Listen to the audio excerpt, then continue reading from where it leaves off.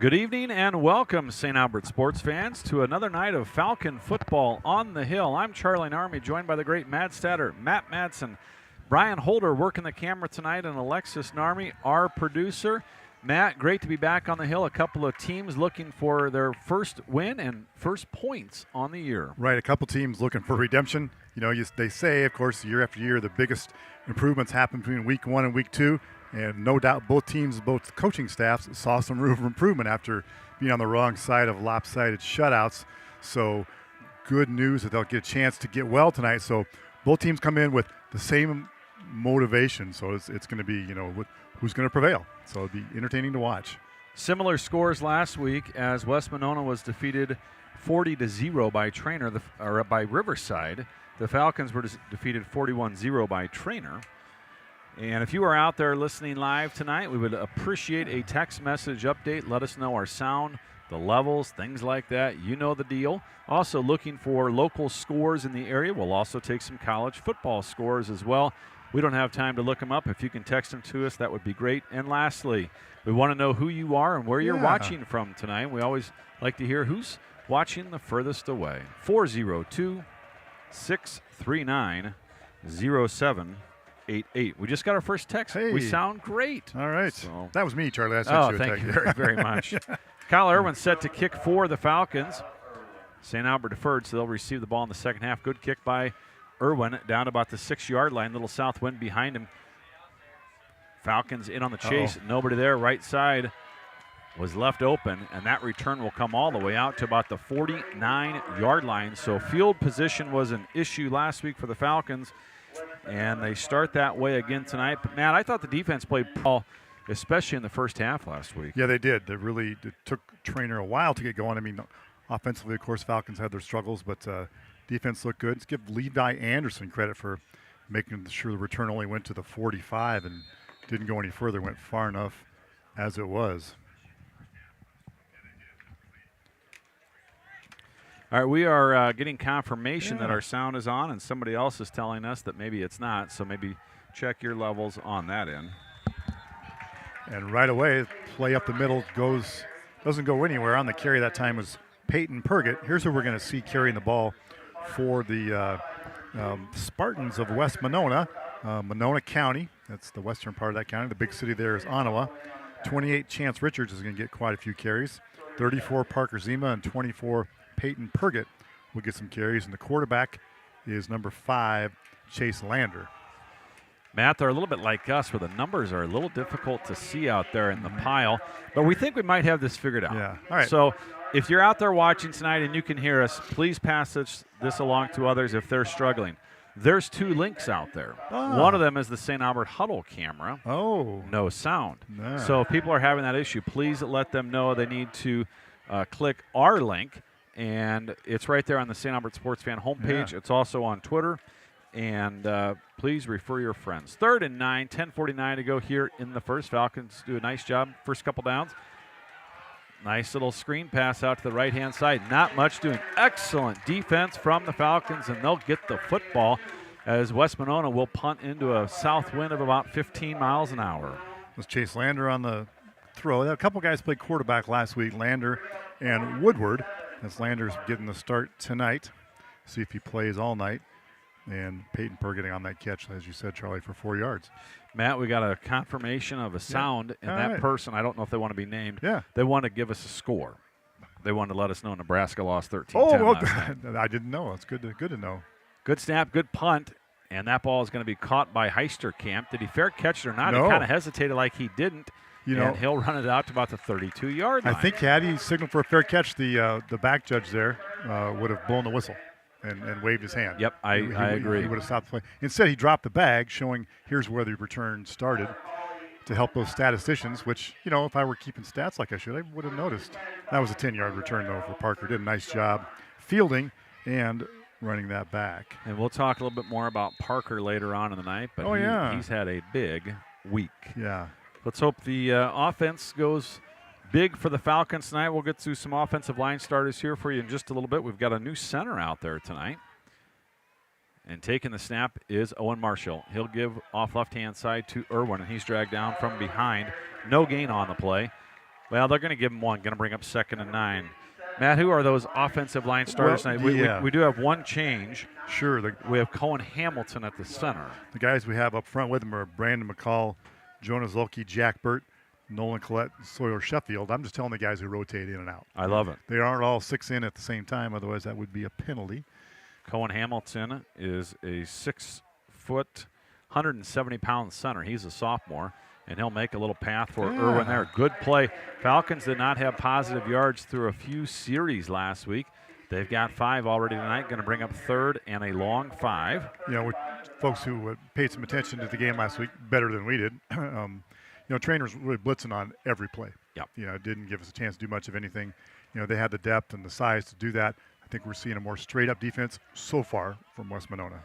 And I think Trainer was a lot better than people gave him credit for. They were ranked in one place in the state, but not many other places, and I thought they were a darn good football team. 3rd and 5 for the Falcons, 8:50 to go here in the first.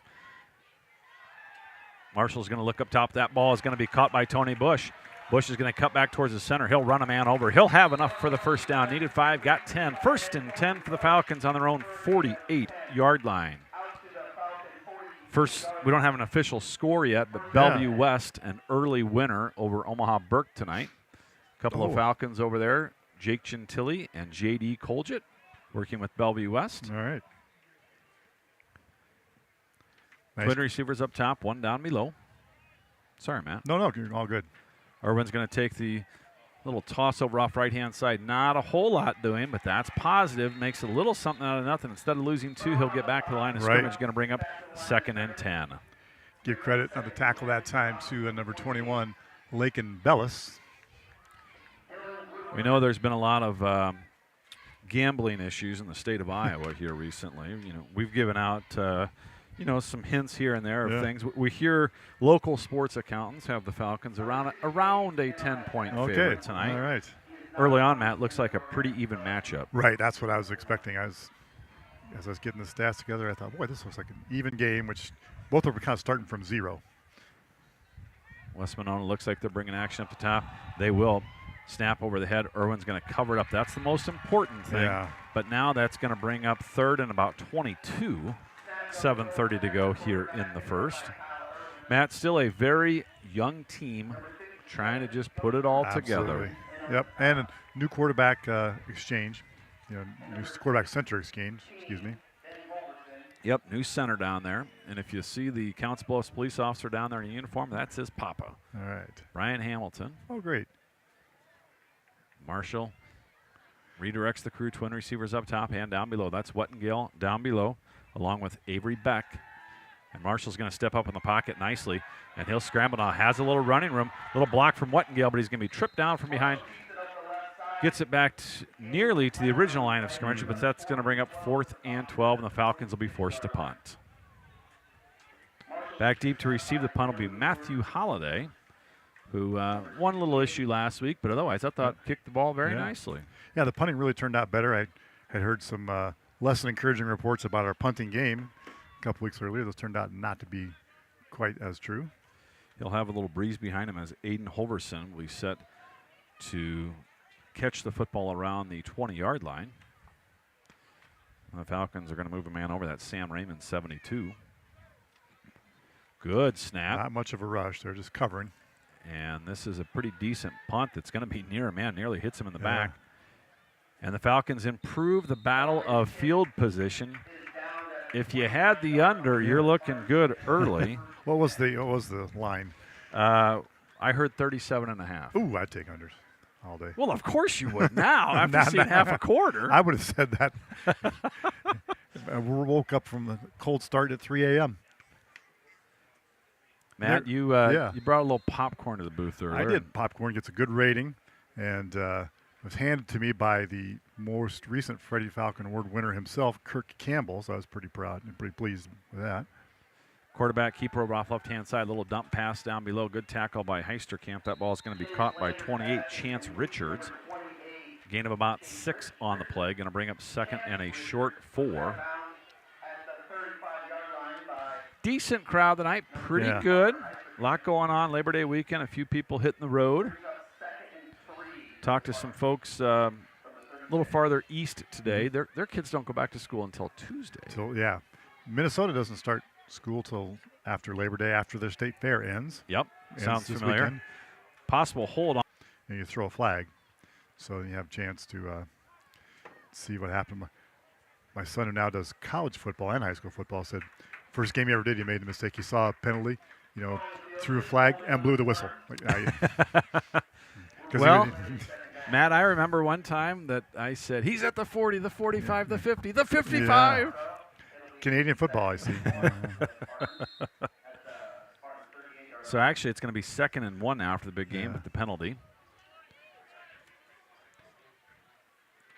And here is the give over off left-hand side. This is Peyton Purgett. Purgett's still on his feet. He'll have enough for the first down, but a good tackle. Gain him about 5 on the play. Whitengale and Beck in on that tackle for the Falcons. Avery Beck, number 7, 5'9", 170-pound freshman. 55 out there is Jaden Beckman. 24, Kyle Irwin. 3 is Luke Whitengale. 52 is one of your captains, Brandon McCall. And Tony Bush, who played linebacker last week, they're going to put down in the D tackle position. And here is the give over off left-hand side. Good initial stick there by 32. I thought it was 32. I thought it was 32. He's not in my program either. Number 1 in your hearts, but not in your program. Falcons moving a few guys around. Cole Hobbs is number 20. Got a nice frame on him. I think the PA guy, Chad Hannon, was also stumped. He went to say tackled by 32, and he couldn't find a name either. So, Matt, I might have an all-time winner on our distance game tonight. Well, we do text messages, but we got a message online. We hope it's legit. Yeah. This is a possible face mask on the Falcons after the gain of 7 on the play, which would into Falcon territory. So they shotgun, a little misdirection. This pass is going to be over the top, and it's going to go incomplete. Good coverage by Parker Heisterkamp. And there's a wind, and I don't know if they didn't. I'm not sure what kind of kicking game they had. They didn't have a chance to try any. Yeah. And so, this is 4-down territory. Why punt? Falcons looking to build a little confidence here. One thing I think teams that are struggling a little bit, both teams here, got to win the turnover battle. Right. Turnover here would be beautiful. They'll stay shotgun formation. This is Peyton Purgett. He'll be the halfback behind. And they're going to give it over off the other side. This is 21, Lakin Bellis. Bellis will get a few. Going to bring up 3rd and 7. Again, we believe 4-down territory. Bellis had 3 carries last week for 10 yards, so kind of a relief runner. Not the main carrier, but he'll get it on that reverse action. Interesting game tonight. Thomas Jefferson and Omaha South. I saw that it's at Omaha South. At 7:30, the gates close. You can no longer get in. Oh, interesting. Yeah. Give over off left-hand side. The Jacket people were encouraging their fans to don't get there late. And that's on about 30th and L. That is on, like 20. No, about 22nd. 20th. Yeah, 22nd. Yes. Yeah. Beautiful facility. Great stadium. Go a couple blocks more. You're at the great Jacobos. Yeah. Jacobos Supermarket for a little salsa. Collin Field, I believe, is where the South High Packers play. A friend of ours who has now since passed, the great Dave Van Meter, who raised all kinds of money for Omaha Public Schools, helped with that facility. Yeah. A couple blocks south of there, they've got some beautiful softball fields, by the way. Yeah, 4th and about 3. Columbus Park Community Center is where Omaha Central plays softball. Going to have enough for the first down. Falcons finally push him out of bounds after a gain of about 7, maybe 8 on the play. And the long drive continues. St. Albert has only had the football once this quarter, and there's 3:53 to go in the first quarter. Falcons played hard until the whistle last week. Everyone agreed upon that. Playing hard tonight, but need a little juice, need a little spark. It's warm for those not in the area. It's about 85 degrees, south wind, about 15, but thankfully we don't have the humidity we had a week and a half, 2 weeks ago. Shotgun formation going to roll out right-hand side. Only one man in the pattern. Flag down on the play. That ball is going to go incomplete. Possible hold on the backside. Right, this is where you decide you just let the play stand. Bishop Heelan up on AL 7-0 early. Speaking of Bishop Heelan and Abraham Lincoln, I saw they played volleyball last night. Abraham Lincoln won. Abraham Lincoln's pretty salty for right. a few years. I'm not surprised, although Bishop Heelan really had a solid ending to their season last year. They made it to the state tournament. Now they're a class below Abraham Lincoln, but in the Missouri River Conference together. But Bishop Heelan came and just took it to Lewis Central last year in the tournament time when LC was favored. 1st and 20. Give over off left-hand side. The Falcons might have figured something out. Yeah. Tony Bush in on the stop. Loss of 4 on the play. Going to bring up 2nd and 24. Sawyer Sheffield, 66, checks in for the Falcons. Yeah, that's the case, Charlie, where you got Bush now on the line. He doesn't have to come from his linebacker spot and get through. He can break through the line, then chase down the play from behind. I'm sure that's probably what the coaches are thinking, is we need to get him touching the ball carriers sooner. Welcome to Class A football, Jack. No safety help. And they're going to look up the middle. Not much doing. Be forced out of the pocket and be brought down by Brandon McCall. And Jaden Beckman also in on the pressure. Going to bring up 3rd and 20. So, Charlie, we're thinking 32 is McCall. Is that? I've got him as 52, but we haven't figured out who 32. Maybe that was a 5. If you can help us out at home, let us know. And I have good night and distance vision, so that's not just that it's close up I can't see. Alexis, my dear, can you do me a favor and help your mother out at home on how to get the link? Oh, boy. 2:20 to go in the third. Another sausage moment. In the first. A little flustered if you can't see. Falcons get some pressure, force him out of the pocket. Now that ball is going to be downfield and going to go incomplete. There is a flag on the play. Yeah. I think he might have just barely stepped over the line. Yeah. But there was there was a hit. Might have been late. We'll see. So flag down up top, flag down below. Oh, okay. Do you think they're the same? The one below is the illegal forward pass. Yep. Because our referee, and I'll tell you who the crew is here in a minute, the referee was interacting with the St. Albert sideline saying you want to decline that. Yep. I feel bad. Of course, he wouldn't have. But the receiver just let the ball get into his shoulder pads.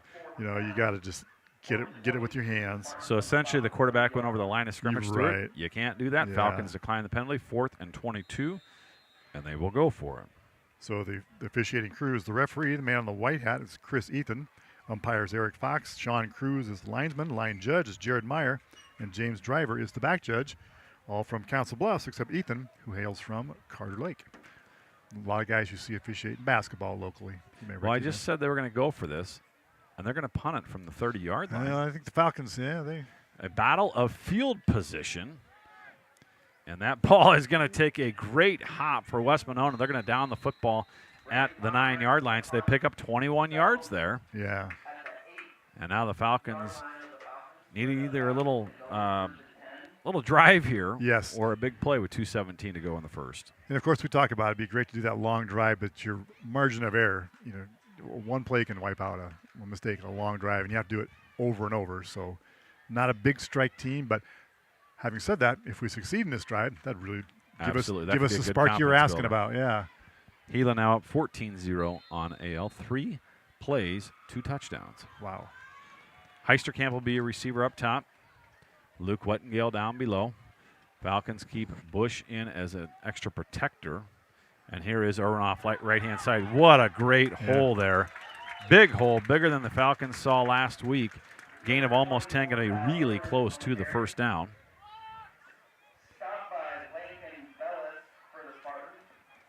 I think they might measure it. At least eyeball. Wow. They're going to move him. Falcon, first down. We've talked about this. Yes. Measurements are a thing of the past. I just eyeball it. Yep, that's good.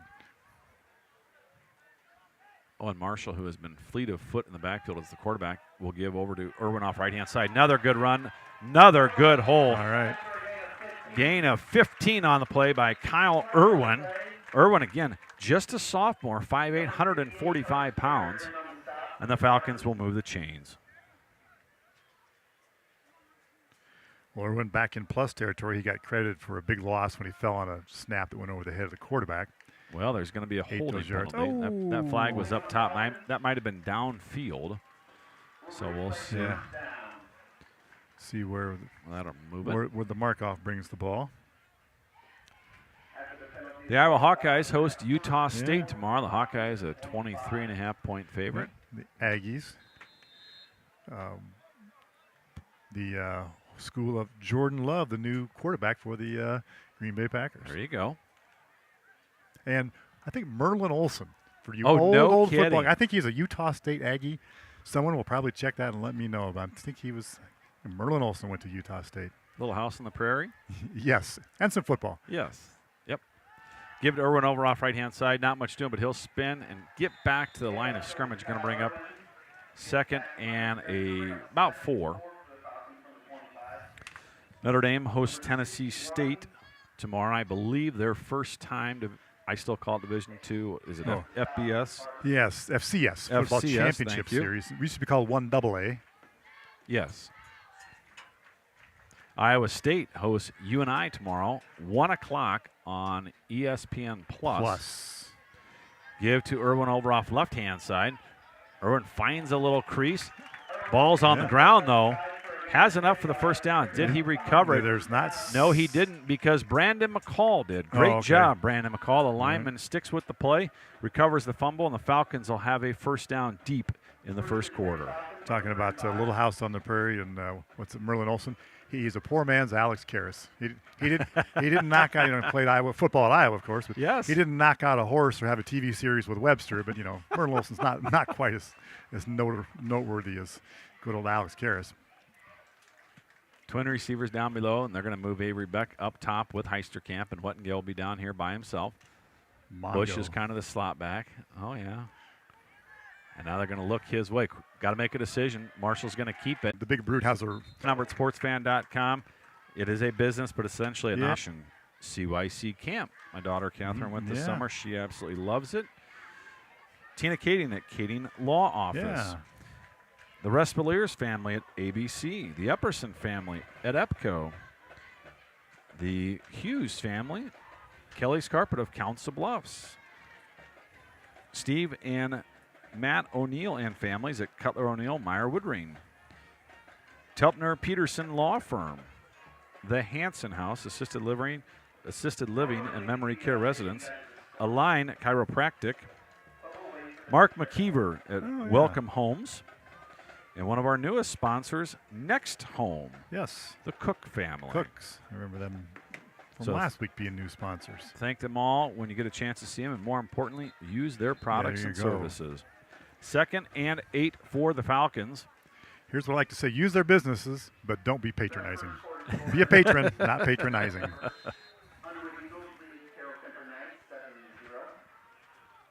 Underwood, Falcons' opponent next week, lead Kemper 7-0 early.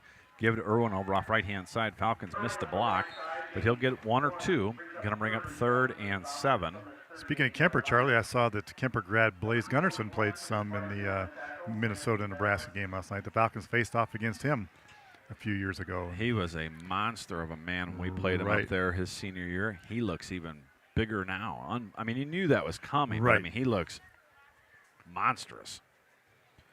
So this is a cool little scene. We've got little Falcons getting their new jerseys here in the top of the stands. Coach is handing them out. Players are throwing them on. Representing. Man, I keep getting confused thinking, we're going to call timeout. No, we're just looking for the play. Coaching staff up here in the Falcons' nest, looking things over, and then they'll call the play down. Here's Marshall going to throw one up top. It's going to go incomplete, and the Falcons will be forced to punt the football on 4th and 7. It was a good design. Heisterkamp was in the seam.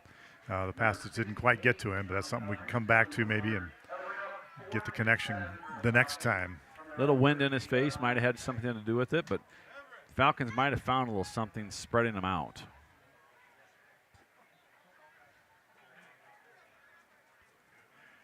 So Beck will stand at his own 25-yard line, 11:09 to go here in a scoreless first. Each team 2 possessions so far.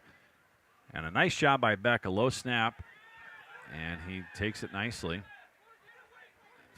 And Falcons will down at 37-yard line. We're chuckling because the ball's bouncing downfield, and there's a coverage player, a Falcon, running down kind of near the ball, and you can hear about 3 coaches yelling, "Get away from it!" And that, you have your get-back coach. Apparently now we have a get-away coach. Well, and if you look at the top of the screen, and the West Monona coach is letting his player know the same thing. Yeah. Get away from the thing. It's the hand grenade game. It's going to go off. Tick, tick, boom. One receiver up top, Braden Komarak. Actually, now they'll put two up there, of course. One man in motion, and they're going to give it to him over off right-hand side. Lakin Bellis. Not much doing. Gain of a couple on the play. Will Beiske in on the tackle for the Falcons, along with Jaden Beckman. And also, I thought it was 28. Maybe it wasn't. And I thought it was 32, but again, 28 and 32 are not in our program. So if you have information on who that might be, let us know. Falcons without one player tonight, Aaron Kiley.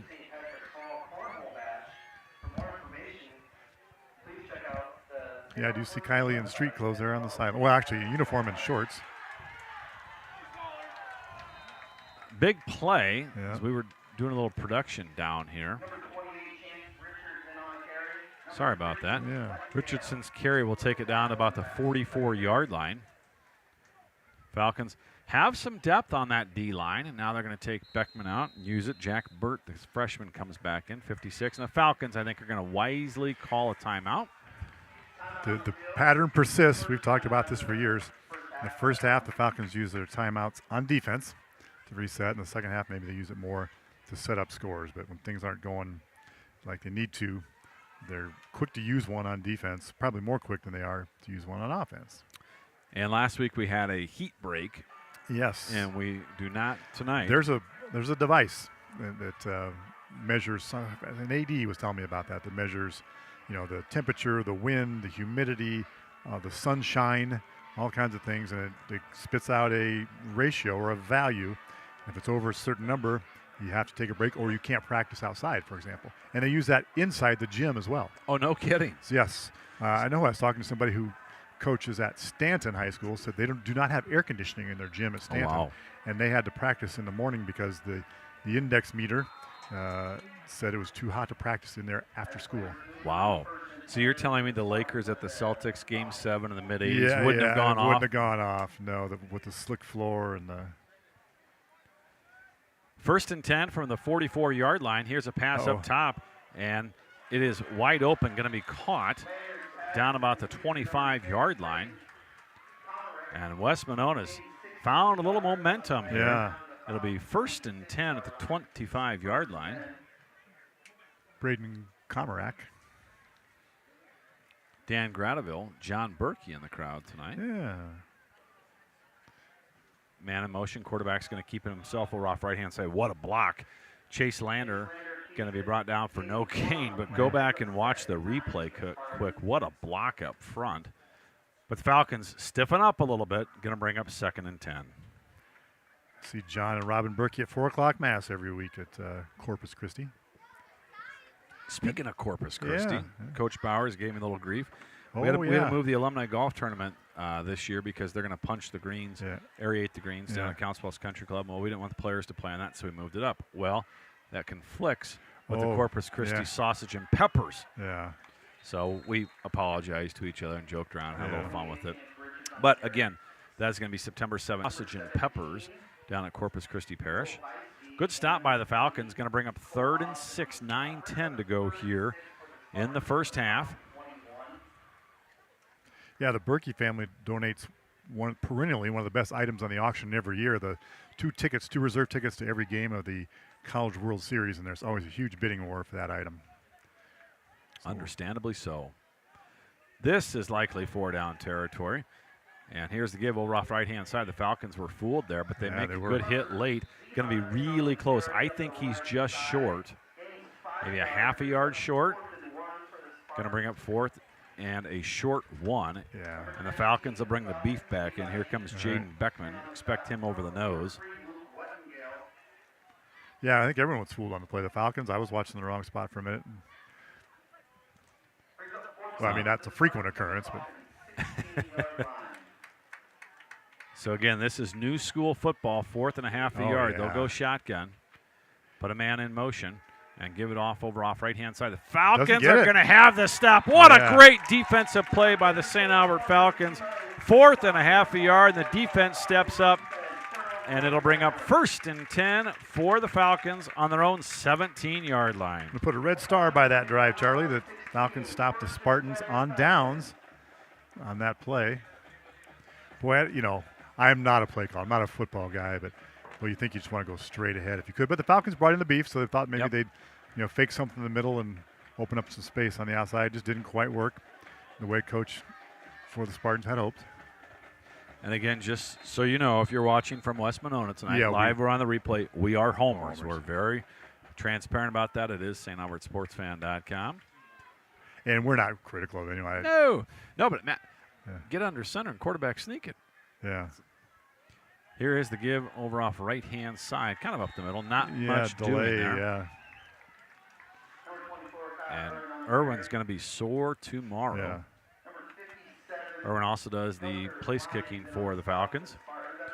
We don't know if he's sore today, Matt. Yeah, but Parker Heisterkamp won the Logan Magnolia meet last night, his first race of the year. Yeah. And now he's out here running around playing wide receiver, defensive back all night. If you've known that kid, I've had the chance to know the family, and the kid has just a built-in motor. Here's Marshall, carry off right-hand side, 20, 25, and going to force a little punishment. He'll go down at the 30-yard line as Bush and Colin Wiggs get into it, but then good sportsmanship. Matt, that's not necessarily a play that you'll mark on your sheet, but you put that in the back of your mind. The Falcons have lacked a little juice tonight between the stop and that play. When your quarterback lowers his shoulder, the Falcon sideline goes a little crazy, and the Falcons have a spark. It does get the rest of the guys fired up. Luke Wettengale up top. As mentioned, Heisterkamp down below. And they're going to give Marshall a break. Here's the give to Irwin off right-hand side. Makes a nice cut after a good hole. And Irwin's down to the 50-yard line, but there is a flag on the play. Second time tonight, possibly a big run by Irwin will be negated. We'll see, what the... But, Matt, it's very encouraging. Well, big holes off right-hand side. Right, but the White Hat is talking to the St. Albert sideline, asking what they want to do with the play. No, he's talking to the or was it a face mask? Can we hope? Personal foul. Holding, okay. It will be a hold. Doggone it. Can I say lead official Chris? Grown out a nice fall beard. Yeah. He goes beardless for basketball in the winter. So I haven't grown my retired guy beard. I have stuff to do. Not yet? No, I don't think it's going to happen. Going to do November beard? Well, basketball officiating starts, and I like to have a clean look. I agree. Oh, it's not called November beard, Alexis? What's it called? As I get the disgusting teenage girl look. Yeah. No shave November. Yeah. It'll be 1st and 7 for the Falcons. Under 7 minutes to go in the first half. This is the third possession for the Falcons. Marshall and Irwin, and now Avery Beck in motion. They're going to fake it to him. Here's a dump over the middle to Tony Bush. Tony Bush still on his feet, going to carry guys with him all the way down to the 39-yard line. That's Tony Bush with an offer on the table from the Drake Bulldogs. 27 yards. 1st and 10. When he gets a hold of it, then he squeezes it and then just runs hard. He's one of those guys. He's looking for an opening, looking to make a cut, but deep down he just really wants to deliver punishment. He likes to run people over, I'm sure. We've talked about, it's my favorite guy I'd like to run people over was Tony Notek. Oh, yeah, because he weighed about $130. Faster than heck, but love contact. Fake, and Marshall's going to keep it himself, carry a couple guys with him. Good gain on the play. Gain of about 5, maybe 6, going to bring up 2nd and 4. Logan Magnolia up 14-6 on the half. Again. At the half. Yeah. Kingsley Pearson. Oh. And according to BC Moore, if you look at it, I don't think that website means much until about the third week. Right. Kingsley Pearson was a pretty good favorite in that game. Underwood leads Kemper 7-6 early. Lewis Central leads Creston 7-6 after the first. Irwin carry off right-hand side. Look at that hole. And the Falcons doing a little work up front. Needed 4, maybe 5, got 7. Going to bring up 1st and 10 from the Spartan 28-yard line. That's a half a dozen first downs where the Falcons, this drive started on the Falcons' 17-yard line after that stop for 4 downs. So maybe that was the spark you mentioned, Charlie, that the Falcons were looking for. Matt, we had our first solicitation of the night. All right. It's from our producer, Alexis Narmi. She said that QR code in the bottom right-hand corner is for decorations for the week for St. Albert Homecoming. So that's a request from the St. Albert Student Council. Nice hole with right guard, right tackle. And let's try and get you those guys, and we get a chance here. Again, that's Sam Raymond, 72. We thought we saw him out there.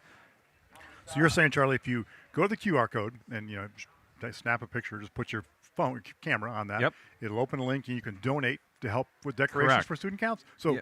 for homecoming week, so you can be part of homecoming without even showing Absolutely. up. All right. Sound like a great idea. Old Dad actually tried it this week. You open your Yeah. camera, and it takes you directly Right. to Amazon. You purchase the item, and it goes straight to the school. All right. Easy peasy. All right. Gain of a couple on the play. Going to bring up 3rd and 4. Irwin's got a great leg, but from here it'd be a 40-yarder into the wind. Into the wind, So yeah. probably 4-down territory. Play call accordingly.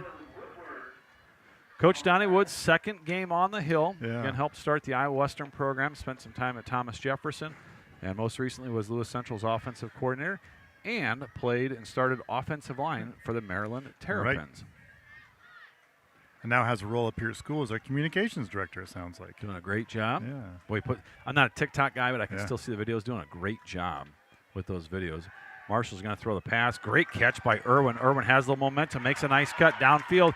Irwin down. It's going to be 1st and goal from the 10. Shifty move. Great one-handed catch from Irwin. And Marshall was smart there because he didn't want to throw it backwards and risk a fumble, so he let him. A little momentum and a nice catch by Kyle Irwin. Yeah, Irwin focused. We got it first with the right hand, then brought the other hand into play to secure the ball. Did a nice job just being patient, not getting in a hurry with that play. Trust your hands, but use them, but trust them. Beck, Wettengale, Heisterkamp up top. Irwin stays in the backfield. And Bush is kind of almost an extra guard playing the slot position. Face mask. Yeah, that's what. So it'll be 1st and goal from about the 5 for We're the getting Falcons. a signal from McCall that he believes it was a face mask. That'll be big. That'll gain some in this tough area to gain yards. It'll be freebies for the Falcons. Tomorrow night, North Carolina, South Carolina, West Virginia, Penn State. Some regional battles.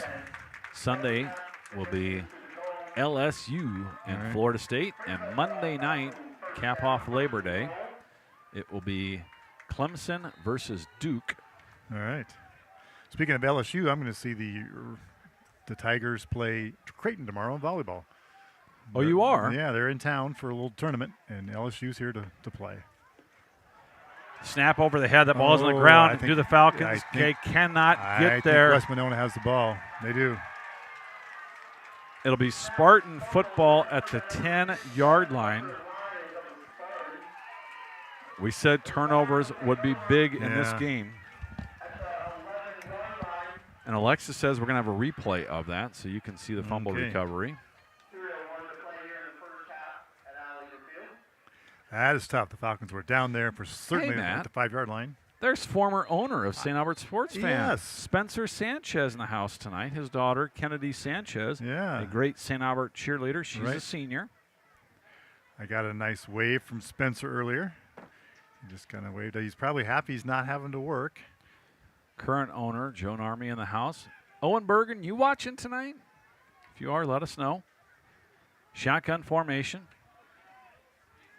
West Monona likely going to keep this on the ground the whole series. Tony Bush in on the stop, met him right away.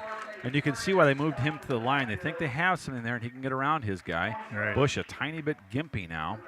But it'll bring up 2nd and 13. Wouldn't doubt if they just kept it on the ground the whole series. And wouldn't doubt the Falcons would use some of those 2 timeouts to get the clock back in their favor, hopefully get a stop and get the ball back. With 2.5 to go here. Jim Hendricks checking in tonight from the Creighton soccer game. Watching the game, but watching Falcon football on his phone. So it must be busy over at campus because there's Creighton volleyball going on. A 6 o'clock match against the Fighting Cardinals from Ball State, where David Letterman went to school. Quarterback keeper off right-hand side has a man wide open downfield, but then good coverage late by Irwin. And that's going to bring up 3rd and 12. Matt, what do we know? We thought they were going to keep the football on the ground. They roll out. They did have a man open, but that will stop the clock. That did the Falcons a favor.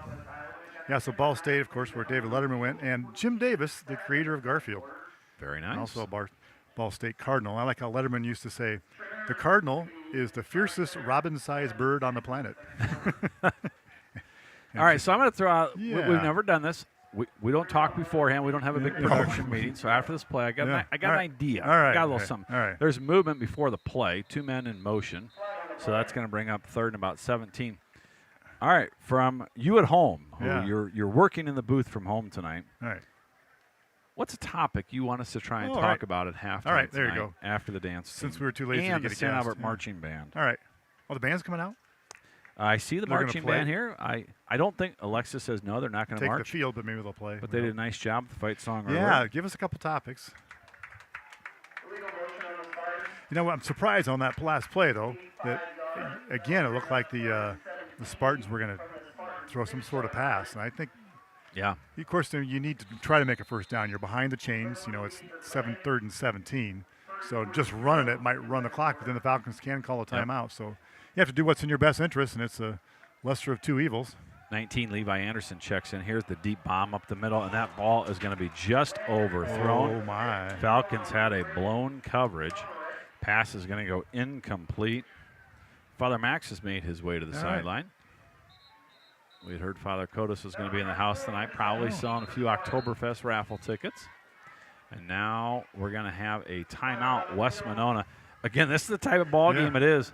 This is an important punt. It He'll really is. stand in his own end zone. Really is. So they'll use their timeout. Falcons will have 2 left after West Monona punts.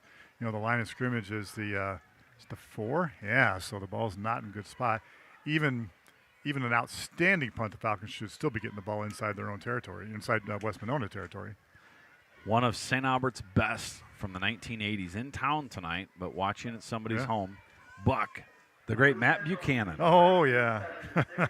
Hello, Matt. Heelan leads AL 29-0 after the first. A few college scores for you. Yeah. Kansas and Missouri State. 7-7 late first. Georgia Tech up 7-6 on Louisville. And Michigan State up 10-7 at the half. We have a request. All right. Well, we have our first request. Pretty good one. It comes from my lovely bride. All right. We're going to see if there's any more. Like, is the topic, what's Charlie bringing home for That's for already been dinner? It's already dinner been after- decided. Oh. Take a guess. Yeah, I have one guess. Pizza King, Yeah, all right. a little jalapeno double pepperoni pizza. Stand deep in his own end zone. And the Falcons wisely stay away. Yeah. This is Heisterkamp. Gets the catch. That's important. Oh, Makes a move. shakes a man. 30, 25, 20. Heisterkamp still on his feet, and he'll finally go down about the 14-yard line. Parker Heisterkamp. Nice catch. Great move and a good run. And the Falcons are right back in business with 1:57 to go here in the first half. Let's say that Parker took advantage of his stature or lack thereof. Yes. He ducked under the tackle. and you did his best neo moves and just morphed himself underneath the tackler and picked up 20 yards after that. Glenwood up 35-0 early second at Atlantic. Glenwood's a good football team. Beat Sioux City East last week. Yeah. In the Trojan Bowl. Here's the give over off Uh-oh. right-hand side. Oh. Great hole up the middle. I didn't see that tackler. I thought we were going to see something bigger. 56, Jack Burt. Sawyer Sheffield up front. Jaden Beckman, Brandon McCall, and Cohen Hamilton doing some work on the line. 1:40 to go in a scoreless first half. Hamilton snaps a good one. Quarterback keeper going to dump one off down below. There's a flag down. Pretty legal procedure. There was motion. Yeah. We had a little movement down below. Going to bring up 2nd and almost 11.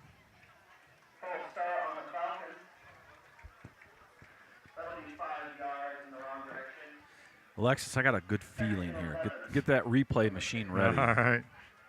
Get that replay machine ready in case we score. Got a good feeling here. Who had the replay machine on Sunday nights, little half-hour show, and you had the TV sitting there, and it was kind of highlights of the week of Yeah. sports. It's an oldie but a goodie. It's an oldie. I can't think of who that was. Somebody's sports machine. Yes, George Michael. George. That sounds right. That's the guy from Wham. I don't know. George somebody. Marshall's going to keep it himself, carry men forward, and he'll be down about the 8-yard line. About 4 yards to gain, 1:04 to go. Clock ticking. Falcons not in a huge hurry here. 3rd down here. 52 seconds to go. Marshall now gets him set. Good snap. Marshall going to roll out right-hand side, dump one off to Irwin. Irwin's going to have to make a move down to about the 4-yard line. He's going to be a couple yards short of the first down. I would think the Falcons are going to kick the field goal here after letting the clock run down. Yeah. And do you suppose they ran to that side on purpose? Maybe Irwin's more comfortable. No. Well, now it's 4th and 3. 25 seconds to go. Clock ticking. They're going to draw him off sides. Yeah. Irwin's got plenty of legs, so if the Falcons were to move, not a big concern.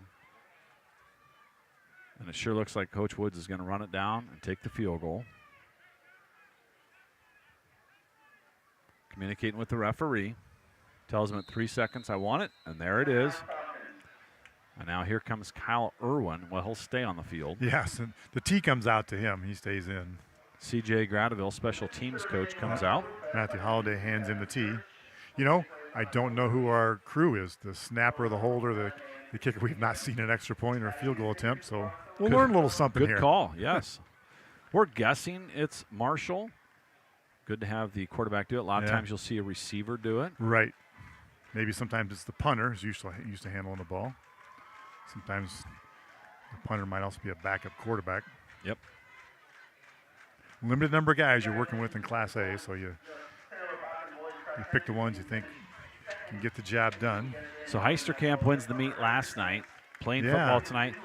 Had a little quick conversation with his dad before the game to kind of see what's going on tomorrow. He will not run tomorrow. 3 events in 3 days, just not going to do it, but he'll be back in action next week at Trainer, but may run next Saturday when the Falcons are at Iowa Western again in the Lewis Central meet this time. Matt, you would know this better. Yeah. Do they switch the course for AL and Lewis Central back-to-back Saturdays? It's been so long since even when after my kids were gone, I would go every once in a while, not often enough to keep track. Owen Marshall will hold snap back, kick up, and it's good. Right down the gut, and the Falcons lead 3-0 at the half. Did what they needed to do. The clock forgot to run, but let's say that play took 3 seconds. It certainly took 3 seconds. Now they run off the clock. Yep. And we have a replay. Thank you very much.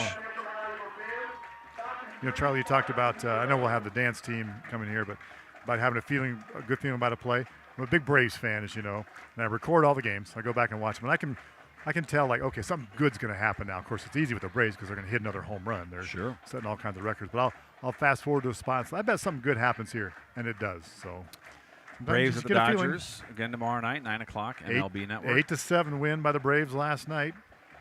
Ronald Acuna Jr., who got married yesterday, also hit a grand slam.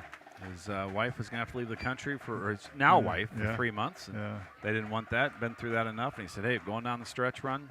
Let's do it. Let's do it tomorrow." And they got all taken care of. I want to thank Coach Russ Sindelar from St. Albert Cross Country letting us know. The course is the same. AL tomorrow at Iowa Western, Lewis Central at Iowa Western next week. The course.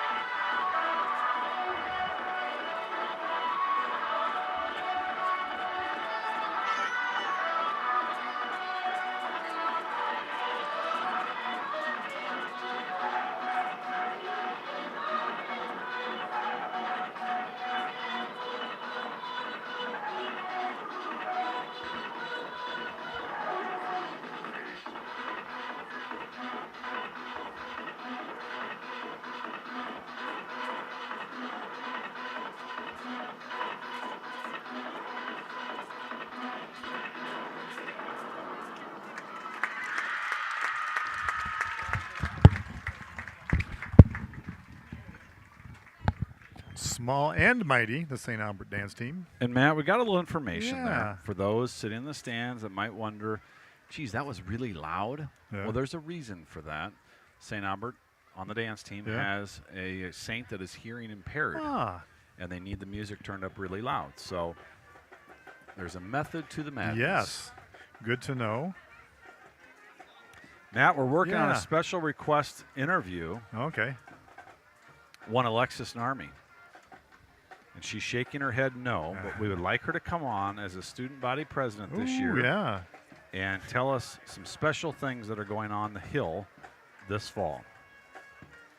Well, of course, you're going to hand over the microphone. I'll do this. And she's shaking her head, but we're going to say yes. Yeah. So here is Alexis Narmi. You guys worked the that producer out. Behind the scenes of StAlbertSportsFan.com. Oh, Matt, she's going to throw on a third headset. We didn't even know we had a third headset. In a hole now. The band's playing now. Let's hang. If she can figure it out. Oh yeah, let's hear the band. It's a little tequila, I believe.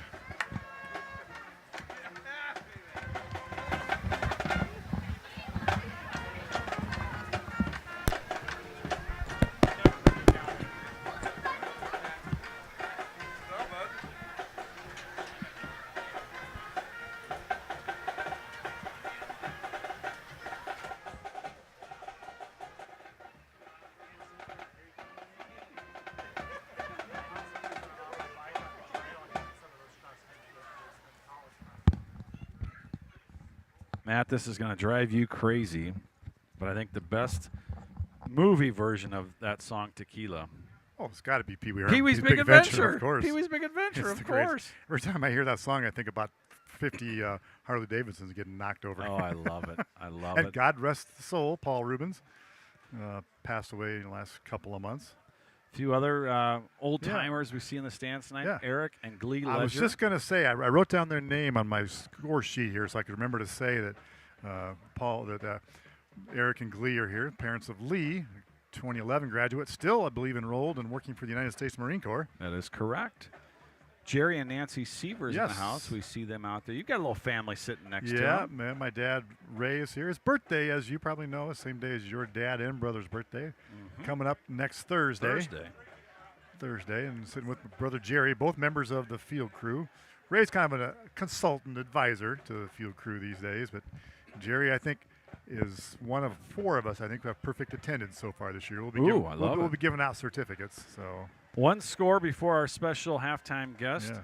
Upset brewing in Class A tonight. All right, A. All right. As Millard West Omaha, and Omaha North. Millard West, number 9. Omaha North, number 2. Okay. Omaha North assistant coach, Mr. Juronic. He has a backup quarterback on the St. Albert Falcons. Yeah. Millard West, Omaha North, 9-9 at the half. Man, it's that's the German game. All right, so here's our special guest, St. Albert Student Body President, Alexis Narmi. More importantly to us right now, she is the producer behind the scenes, literally does all the work. We don't even know how to turn on the machines, truly. Anymore. For St. Albert Sports Fan, Alexis Narmi. Alexis, great to have you. Is it working? You could be a little louder, but yes, it's working. So she puts on a producer hat. Oh, that's better. Hold on. A little echoey. Yeah, very echoey. After the echo, we'll see how Alexis wants to do this, whether she wants me to ask her questions or just wants to go. You're out of the loop, Charlie. That's a fact. We're better. Is it better now? A little echoey, but we can hear you. That's important. A lot less echoey. I think that's as good as it's going to get. That sounds great. Right. So, Alexis, do you want me to ask you questions? You just want to start telling us? Probably ask. Yeah, sounds good. So you're the student council president this year, right? So now, is this a step up? Were you vice president last year? How does that go? Usually the officer positions go to seniors only. So I didn't have a position last year. I was just a junior. I've been on student council all 4 years. So this is my first year having an official title, I guess. Well, I ran for that seat in 1977 and did not win. The winner, the student council president that year, was Father Mike Berner. So I didn't feel too bad about it. and frankly, it was a lot less work for me to have to do than I wasn't. So talking about that, what work's going on? What's student council working on? Our big thing coming up is homecoming. That's our huge event of the year. Recently, we did back to school welcoming for the students. We kind of helped show the new kids around with a lot of new families. We wore designated shirts on the first day of school, so if kids or sixth graders or new students got lost, they could always come to us and figure out where to go. We handed out candy on the first day just to kind of hype everybody up. But yeah, homecoming's our big thing right now. You can see on the broadcast we have a wish list. We don't have a huge budget with it, and we still want to give our student body the opportunities the public schools have, and still throw a big homecoming. So if you can donate, that would be great. The theme this year is Lights, Camera, Action, so kind of a Hollywood vibe, Sure. which is voted on by the student body. So. Well, so you say donate. Your dad and I touched on this earlier, but when people go to the website, there's the QR code, and you just point your camera, turn on your camera, point that. It'll jump you to the site, and you can order supplies. It will just be delivered right here to school, so people don't have to pick anything out. The colors don't matter, right? Yep. None of that stuff. It's just very easy. Yes, it's word for word what we want on there. There's different, prices of items, so you can donate whatever you wish, and just select my name on there for the shipping address, and it'll ship up here to school. So that's what we need at our house. More Amazon boxes. yeah. That sounds great. Now, so that's what is the short-term goal. I mean, homecoming is the biggest event. It's early in the year. It's a big event. So then when that gets done, I mean, what's next for Student Council? The next big thing is Catholic Schools Week. We'll do a couple things in between there. Thanksgiving time, we'll probably do a can drive, a lot of community service projects, but otherwise Catholic Schools Week is usually our next big event that we host. And that's like the last week in January usually, is that about right? Yes.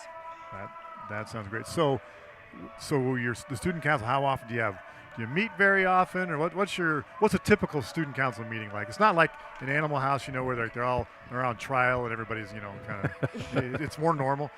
Revenge of the Nerds in front of the Greek leaders. Exactly. So we met twice this summer Okay. before school started. And then we meet right now Thursday mornings at 7:30, and we will meet every Thursday until homecoming's over. And then after that, the frequency will die down a little bit until Catholic Schools Week. But usually whenever we have a bigger event coming up, we'll meet more often. Sure. And if we don't have a meeting scheduled, that's something we can always call, a quote-unquote emergency meeting, whatever. So.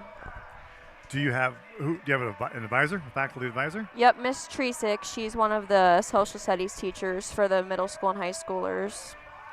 And if you get some sort of idea that's, not that you guys would come up with something questionable, but is that like, does the advisor have to run that by the principal, or what if you want to stage a protest or something? So the chain of line. Yeah, tell me that. The chain of line is pretty much the student council members, and then Georgie's my vice president, so it goes through us, and then we give it to Miss Tresick, and then that goes to Miss Knuth and Mr. Ryan and Mr. Plendel. They're all three kind of, they make decisions together now, and then they decide if, they want to or not. So use this word on them next time. Say, what does this triumvirate think?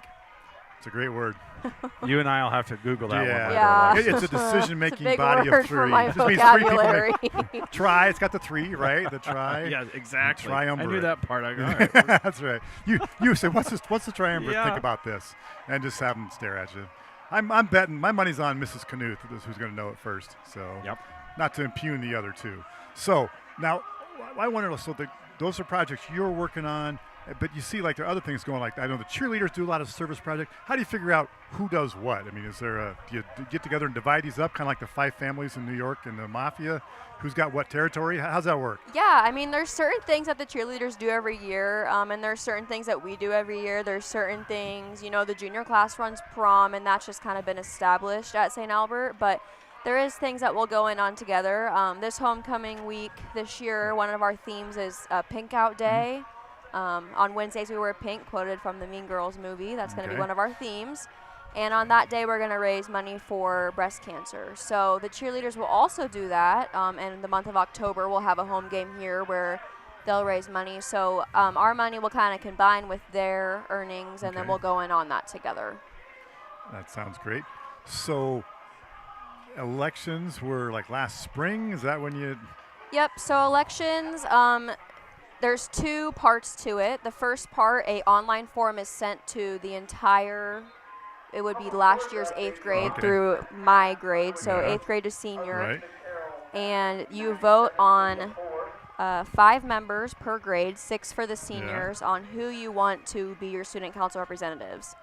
And then after that, you have to make it on the student council first. Then that student council that makes it votes on the president, vice president, secretary, treasurer, and then we have a public relations officer.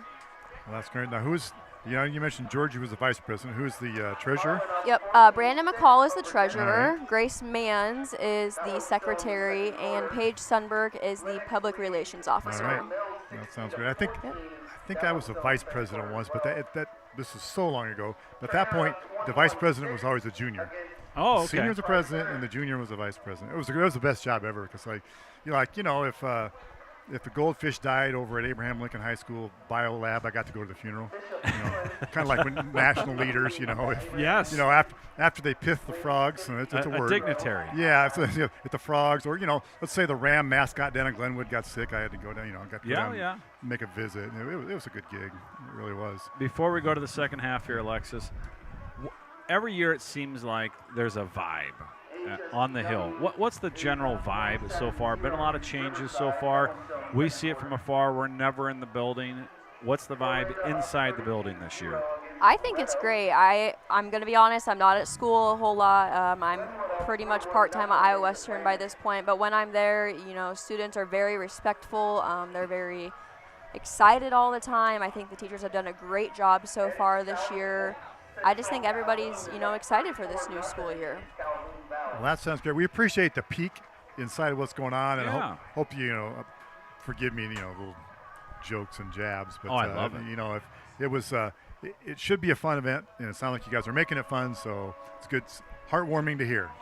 I've got one more question, Matt, because she brought it up. Not to brag on you, but let's brag about the program to let people know the opportunities. You mentioned Iowa Western. You're taking classes out there. When did you begin, and how is that going, and how does if the mom is listening, how do they get their student enrolled at Iowa Western while still attending St. Albert? Yeah, so St. Albert pays for my classes. They pay for my Iowa Western tuition. I'm not sure the behind the scenes on that. Most of it. The Okay. other behind the scenes is I pay for the rest. with the exceptions that if I take a class over the summer, if it's not during the school year, then that's out of my pocket. But otherwise, they pay for the in-school year classes. I started them the summer of my freshman year. And, all you have to do is email the counselor, Miss Marshall. Obviously, it's too late to start classes now for the fall semester, but if next spring you're interested, an easy class to start with, public speaking, a psychology class, she will be happy to help recommend you and let you know if she thinks you're ready for that or not. A lot of times Iowa Western has requirements such as you need to have taken Algebra 1 or something like that. So it's kind of up to Miss Marshall, but if you're interested, you should definitely reach out to her. Thank you very much. Alexis Narmi, student body president, student council president, and more importantly tonight, our producer. Yes. So all that stuff. Brian Holder running the camera tonight, but the scoreboard, the sound, all of that stuff, which again, week 1 to week 2, you get a lot better. We hear the sound is a lot better tonight. So thank you, Alexis. Ball hit the ground, but he was down, so Falcons will retain the football. Here's the give to Irwin over off right-hand side. The Falcons have really found something tonight off that right-hand side. They'll get 7 on the play. Matt, we want to mention a special birthday announcement. No longer 7, Cormac Ryan on Magnolia Lane, Magnolia Road. Cormac Ryan turns 8 years old today. 8. So happy birthday, Cormac. Well, here's a sort of a birthday. My younger grandson is 7 months old today. Got a great head of hair on that George. kid, too. Second and about 3. He's a good eater. Going to run a little counter play. Bring Bush left-hand side, run Irwin right-hand side. Gain of a half yard on the play. Going to bring him 3rd and 2. Another announcement we want to make sure we talk a little bit about earlier, but again, your 7th-ranked girls volleyball team. Saints are at Atlantic tomorrow at 9 o'clock. They're going to start with Knoxville. Then they'll play Trainer, who's very good. Right. Grandview Christian. And then Atlantic. And we don't know if there's a championship match after that or third. I think this is a round-robin event. Okay. They just play the other schools. I think they're down to 5. I think they play the other 4 schools. Okay. Just a round-robin affair. 3rd and 2, nowhere for Irwin to go. Big stop by the Spartans. The Falcons will be forced to punt on their first drive of the second half. Again, we'll take more scores in the second half. We also want to know who you are, where you're watching from tonight, and if you're from West Monona, we'll take that too. 402-639-2232. 0788. And there's the dynamic duo on the screen. Owen Wise, third place last night. St. Albert Senior and Parker Heisterkamp, first place. Dynamic duo, first and third at the Logan Magnolia meet. The Falcons were second. The middle school Saints, led by Stella Sims, who won the meet. They also won the meet as a team, so congratulations to the young Saints. And a good kick by Holiday is going to bounce harmlessly down to about the 34-yard line with 9:57 to go here in the third quarter. Yeah, nice kick there. Falcons didn't get the start they wanted, but they do have West Monona's going into the wind, so Falcons did have the wind at their back, but just ran it from where they started. The drive did start at their own 23. Scott Mans in the house tonight. It looks like a Boy Scout troop leader uniform, so want to thank Boy Scout troop. I think it used to be 520 in the house tonight. They're volunteering down in the concession stand. Oh, thank you. That's terrific. So St. Albert Boy Scout troop volunteering down there. Want to thank all the fine volunteers in the concession stand. Been a long request of mine. I think they've got it up on the hill now, but down here, I would love to see a television screen inside. Ooh. Oh, yeah. That way they can watch the game if they've got a little bit of downtime in the concession stand. I have to work on that. But again, thank you to all the volunteers, especially you guys in the field crew, Matt. Yeah, field crew's done some good work. Things where we talked about this last week. The dynamic changed. The school now is leasing a machine to paint the lines, the hashes, the numbers, the whole deal, the coach's box. So it's taking some pressure off us to get.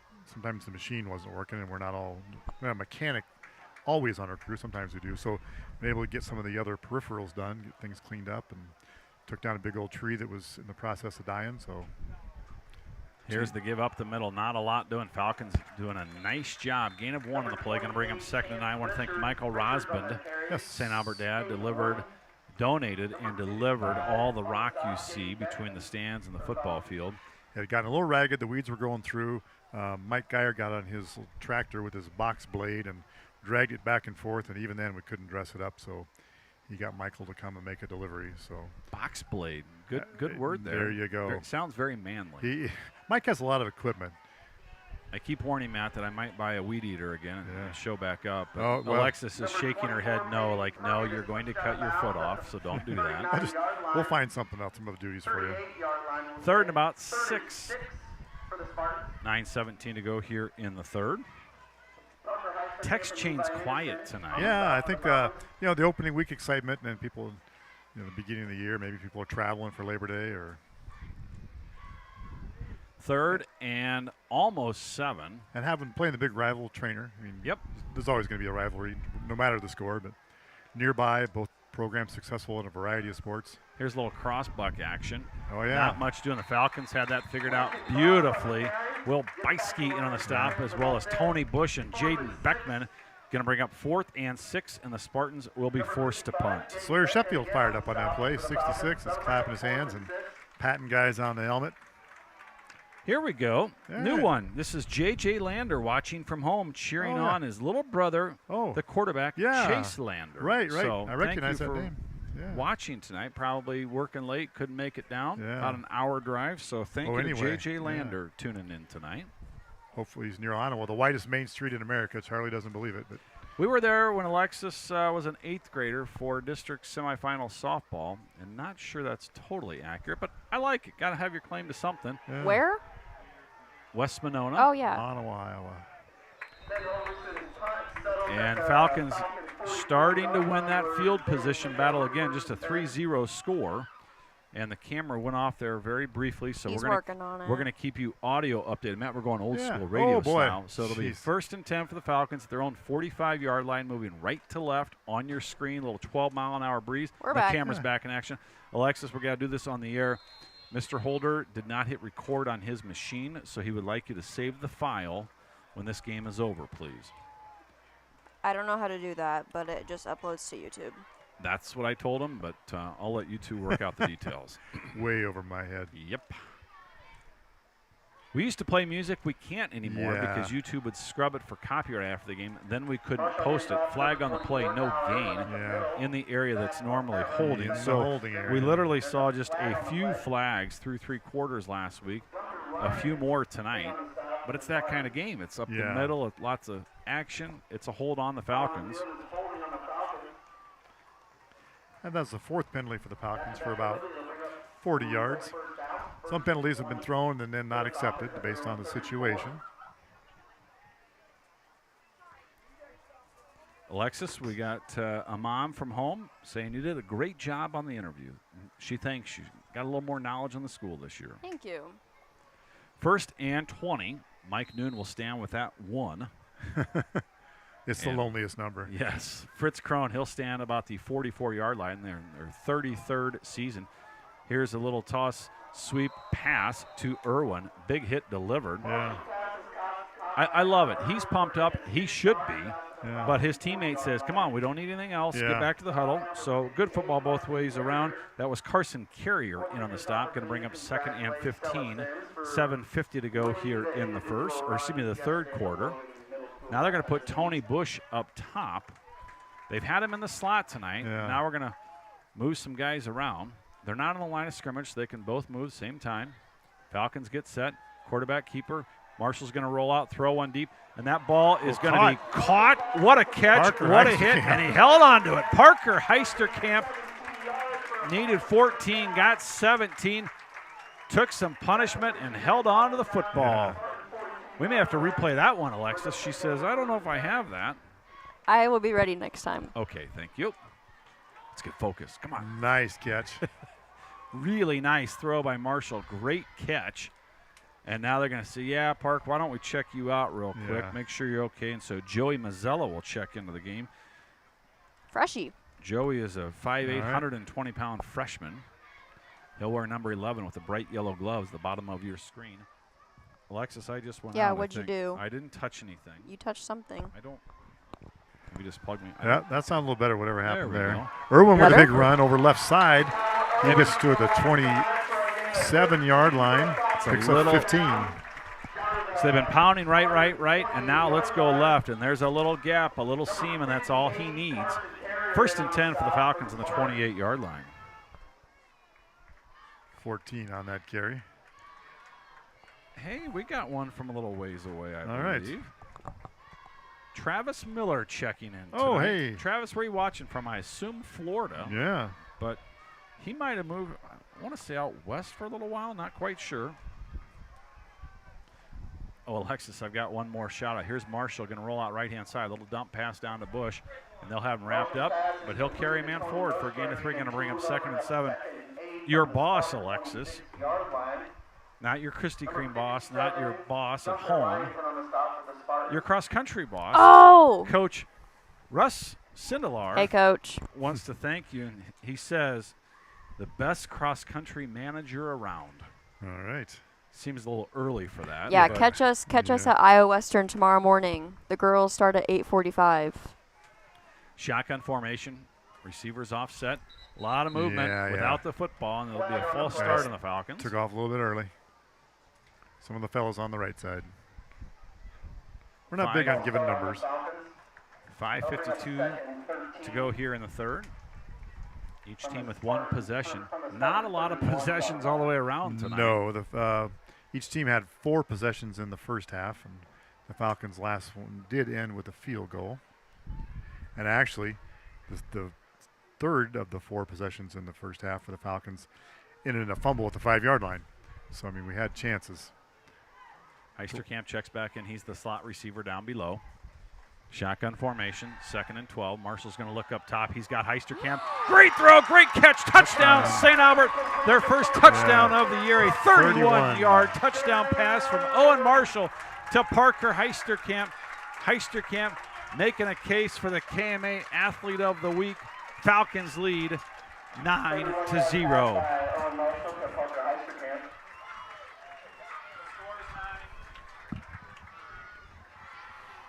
There we go. A little helping the scoreboard crew out. I want to thank Paul Cox down there. Paul and Jenna Cox. And Jenna Cox. They're the behind-the-scenes type people. They never get mentioned, but they're always around. I couldn't talk Paul. I tried to talk Paul into an interview. He had nothing to do with it. Always volunteering, always that. around. This is going to be Sawyer Sheffield on the snap. Marshall will hold. And Irwin's kick is up and good. Falcons lead 10-0, 5:25 to go here in the first. I didn't get a chance, Alexis. Did we get a chance to replay that? Yeah, I can try. Oh, that would be wonderful. Thank you. That was pretty. The Falcons finally got the hit they needed. They've been close on a couple, but looking terrific on that play. About a 17-yard pass from Marshall to Heisterkamp. He takes a pop. He checks back in. And he scores on a 31-yard beautiful ball from Owen Marshall. A couple of scores for you. Logan Magnolia. Now, these are two district opponents, both for the Falcons. Logan Magnolia with a Division I tackle recruit from Alabama, or an offer from Alabama. Logan Magnolia leads Kingsley Pearson, state-ranked, 21-12. Wow. Underwood up 17-14 on Kemper at the half. The Falcons will be at Underwood next week, excuse me. Thank you for the scores. Appreciate them, folks. Keep them coming if you would.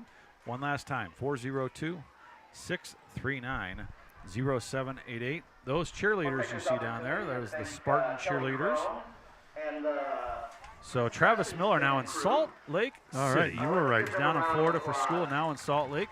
Blair Heisterkamp checking in from Iowa City. Wants to congratulate Will Bro on his victory last night and his touchdown tonight. Thank you, Blair. The Intermountain West. We used to have a little interest in Salt Lake City. No longer do. Beautiful area. And here's a nice kick down to about the 7-yard line. Their only other return. They had a good return off left-hand side. They'll have another good one here. Earlier in the game, ran out to the 49. This one's going to go to the 42.5. Falcons with a little momentum, a little juice, as the coaches like to call it.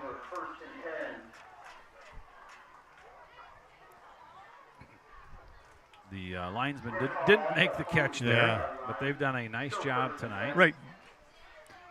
The fans will let you know if they don't, and we haven't heard a peep tonight. No, it's been quiet, and that's officials, the crews doing a nice job. A lot of guys experienced in many sports. One of the officials is the head coach of the Lewis Central boys soccer team. Little bomb over the top. Falcons wanted offensive pass interference. Great coverage by Kyle Irwin. Probably a good no call. Going to bring up 2nd and 10. The ball was deep. It was thrown over both the receiver and the defender. And the receiver was behind. He was trying to push his way through the defense. He can do that. Yep. He's trying to going for the ball. Going for the ball. He's trying to make headway against the defender. Nothing wrong with that. Landon Marshall on the sidelines tonight. Older brother of Owen Marshall. Great to see Landon down there. Landon, Iowa Western note, runs a camp, or lends his name to a camp for people with special abilities. He and Coach Woods have a long relationship through that from Iowa Western Lewis Central. And here is the give, and a good tackle by Brandon McCall and Will Beiske. Gain of about one on the play, going to bring up 3rd and 9. Owen's mother, this is Catherine Marshall, is my son Jack's 5th grade teacher this year. Matt, last year of having an elementary student. Oh, boy. 4:40 to go here in the third. Hey, here we go. Aunt Barb. All right. Of Kyle Irwin watching the game tonight from Cedar Rapids, Iowa. All right. And that is a big reason of why we do this. For those out-of-towners, relatives, get a chance to see the ball game. Will Beiske in his first year of football ever in on the sack. Beiske new to the area, oldest of 9 children to St. Albert, makes the big sack, and it's going to bring up 4th and a punt, 13 yards to go.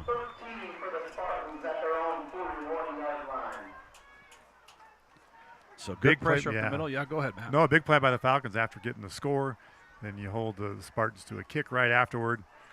Starting to get a little momentum here as we're in the final quarter of the final third of the third quarter. Heisterkamp will stand on his own 30-yard line. Falcons bringing pressure. Stay away from the punter. That ball is going to bounce. Get away from it. And it's going to come back and help the Falcons ball be down. You guessed it, Matt, exactly on the 45-yard line, which always helps out the chain gang and the officials. If it's near the yard line, particularly of every 5. Those little intricacies of high school sports we absolutely love. Yeah, there are plenty of. Look at that. Imagine that. 3:34 to go here in the third. And that's why you don't see as many measurements. Exactly. You know, if it touches the opposing 45, it's going to be a first down. Want to thank all the officials working Yeah. state games tonight, volleyball matches tomorrow, even cross country. Starters There's a at lot cross that goes country along meets, with yeah. that. And again, if you're not heading to volleyball tomorrow, I'd really encourage you to get out to Iowa Western. Yeah. It's right next door to us here. Cross country meets are great. You know, They're my kids 20 ran. minutes a race essentially, and they are a lot of fun. Get there for the start of the race. Oh, the pass yeah. goes incomplete for Bush. It's like the Oklahoma land rush. Yes, well said. Am I ready to teach social studies now? I always said, like the Kentucky Derby, but that's better. The Oklahoma Land Rush. I hear you might be teaching. We won't necessarily get to school if you don't want to, but do a little substitute teaching this week. Be on the hill coming up. So going to do a little subbing up here this week. 2nd and 10. They'll keep Irwin in the backfield with Marshall. They'll hand off to him now right-hand side. No gain on the play. Going to lose 3. Going to bring up 3rd and 13. It'll be like the sub will be like popcorn. How's the popcorn? How's the hot dog? How's the sub? We'll get a report. Well, the report you gave a great popcorn report, yeah. Alexis. You got a little hot dog report, correct? Yeah, I will only eat St. Albert and Krispy Kreme hot dogs, and I gave the St. Albert one a 10 out of 10 tonight. Hey. Love to hear it. So thanks to Kelly Crone and the Campbells and all the people working in the concession stand, taking over that responsibility. We are grateful. And the reports are good. Shotgun formation, 3rd and 13. Marshall's going to drop for a screen. Now look the other way, forced out of the pocket. Marshall's fast, switches it to the left hand. Marshall still on his feet. Great downfield block from Tony Bush, and Owen Marshall needed 13, got a lot more, and it's a Falcon first down. So screen drawn up top. He looks down below, gets a great block after switching to his left hand from Tony Bush, and Marshall has the first down. It's 1st and 10 for the Falcons on the Spartan 37-yard line. 21 yards on the pickup on the rumble left. Want to thank Tom Gorman for checking in. Hey. And I'm sure parents Mike and Kim are at home watching tonight and love Mike and Kim, great longtime St. Albert supporters. Thanks, Tom, for checking in. Also want to thank, we'll wait for the next play. Yeah. Shotgun formation, now a little toss sweep right-hand side. Great block. Irwin cuts up the middle, now outside. Irwin still on his feet, 15, 10, 5, touchdown. Kyle Irwin, a 37-yard touchdown scamper, and the Falcons lead 16-0 with 2:01 to go in the first. Great blocking from the bigs up front, and here's the replay. Kyle Irwin, 37-yard touchdown run. Want to thank Grandma Diane Hobbs, Aunt Dana, and Uncle David watching tonight from Pocatello, Idaho. All right. Checking in on the Hobbs. Thank you, Grandma Diane, Aunt Dana, and Uncle David.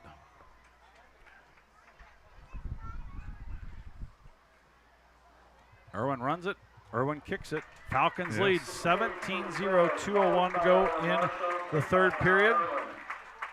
Omaha North now leads Millard West 16-9. Mid-third.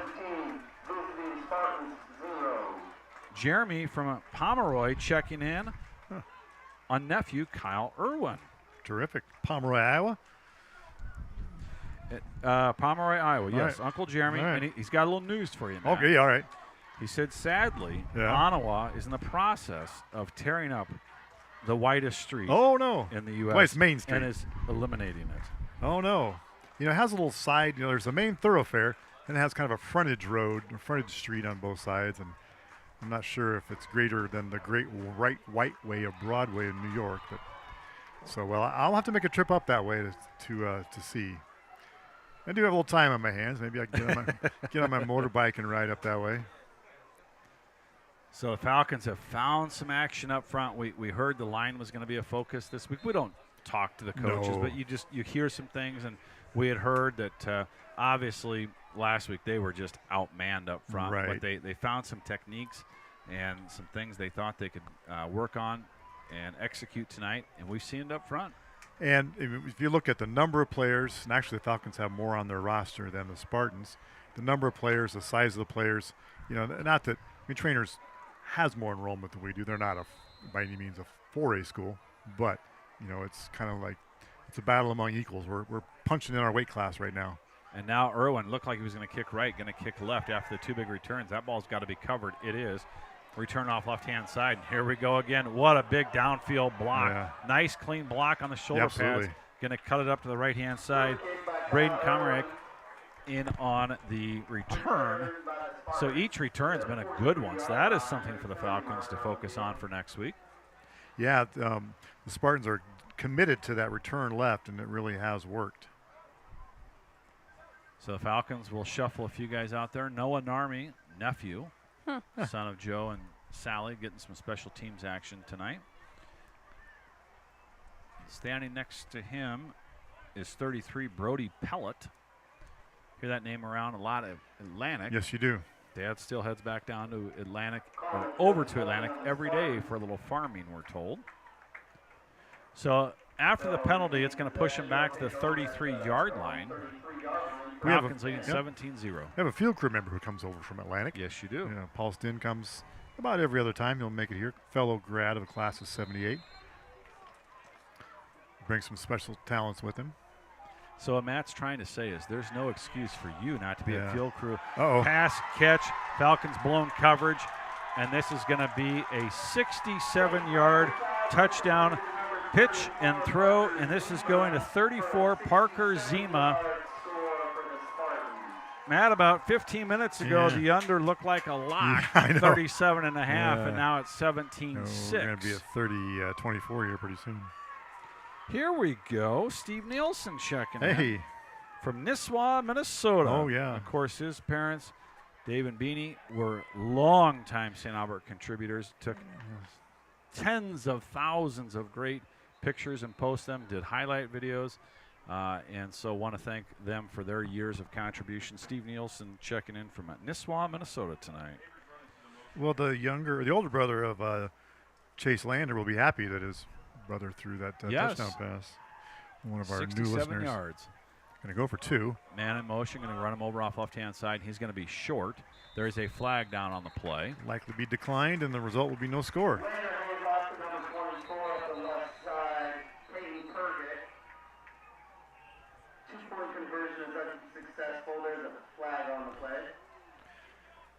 Well, there have been 2 touchdown passes caught in this game, Charlie, and both were caught by guys named Parker. And this is going to be a face mask on the Falcons. So they'll try it again. That's okay, so I was wrong. Millard South currently upsetting number 2 Elkhorn South 23-0. Hello from Joe and Cindy Connolly from both Shores, Alabama. All right. Hope you got through Hurricane Idalia okay earlier this week. And he is going to be in, so that's 2. 17-8, 141 to go. And, of course, everyone knows President Joe Conley and maybe more importantly, one of the best chefs in St. Albert history, the great Cindy Conley. 141 to go here in the third. And, yes, Matt, he checks back in. JJ says Big Bro is very proud of good. Chase. No doubt. So now the Falcons need to respond. We like our visitor listeners. Falcons need to respond. Still a two-score game. 3-0 at the halftime. Now it's 17-8 here, and there's still about a minute and a half left in the third quarter. Falcons have, frankly, blown a few coverages tonight, but haven't paid for it. That one cost them. So, again, that's film to look at, which they'll do. They'll get that all shaped up. But we'll especially need that next week when Underwood with a wonderful passing attack. Irwin will stand at his own 14-yard line, and I don't think he's going to need to go that deep with a still 12-mile-an-hour wind out of the south.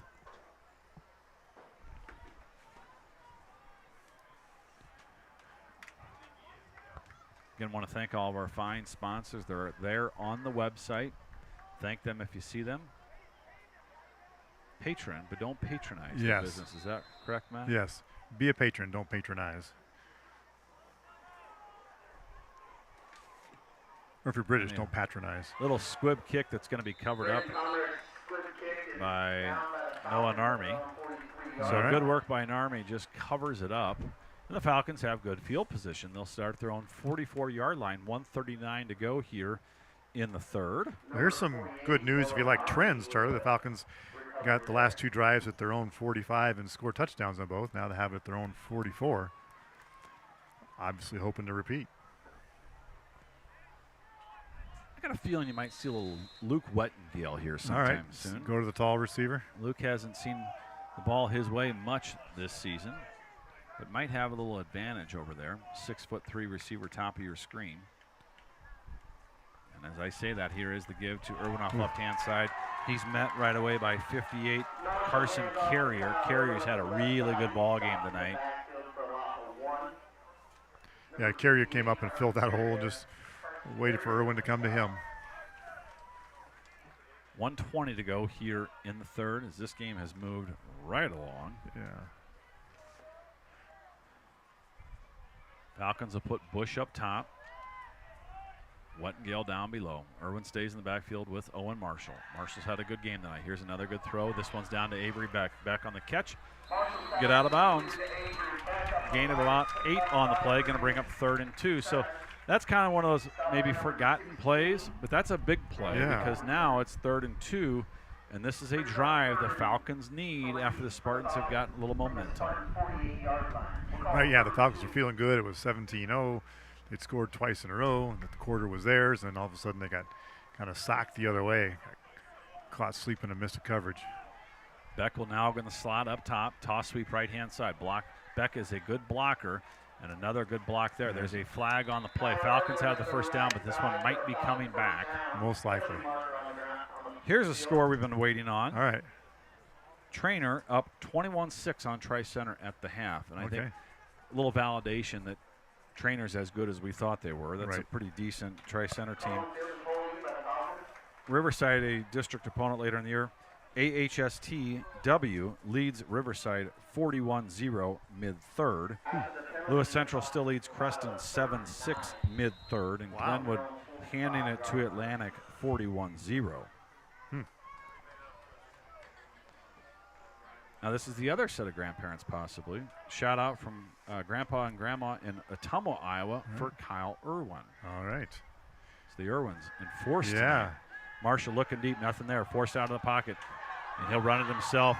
Marshall delivers a blow. He'll have the first down. Big gain of about 25 yards. And Marshall, beautiful. Looks one way, not there. Looks the other, not there. Better take it myself. And delivers a blow at the end of the quarter. Falcons will have a first down when we come back from the fourth as they lead West Monona 17-8 heading to the fourth. A lot of scoring action in the quarter. You know, it started out as a 3-0 quarter, or as the second half started as 3-0, and Falcons put up 2 touchdowns and the Spartans put up 1. So it's, and then the 2-point conversion for the Spartans after the Falcon face mask on the 2-point conversion try. So all of a sudden action happened in left and right, and starts fourth quarter. The Falcons are going right back the other direction. So was a little bit sleepy. Now it's picked up. You bet it has. Sean Woods enjoying the action down from Oklahoma City. I've got to imagine a relative of Coach Donnie Woods. So thank you, Sean, from Oklahoma City. Also want to thank Grandpa Mark. You might know him from the sidelines. Yeah. Mark Amons watching from Sioux City tonight, the grandpa of the great Brendan Monahan. Yeah. I wonder if maybe Mark will tell us if he's coming to Atlantic to watch Ella be the libero for the Saints. I can almost guarantee you he will. He is a road warrior. He gets to games, From Sioux City, he'll make the trip. Drove over to Dubuque last summer to watch the Falcons play baseball after being at Denison the night before. The night his grandson hit 4 home runs in a doubleheader. Unbelievable. 1st and 10 for the Falcons, 35-yard line as we begin the fourth quarter after the big, nearly 25-yard run from Owen Marshall. I have a question. Just a moment. Here's Irwin up the middle, and a good pull on the block there from Burt, and he's going to get 4 in the play. 2nd and 6. Yes, Alexis. Why are they going the other way? Because every quarter we change. We go right, then we go left. They change it every quarter at all levels of football.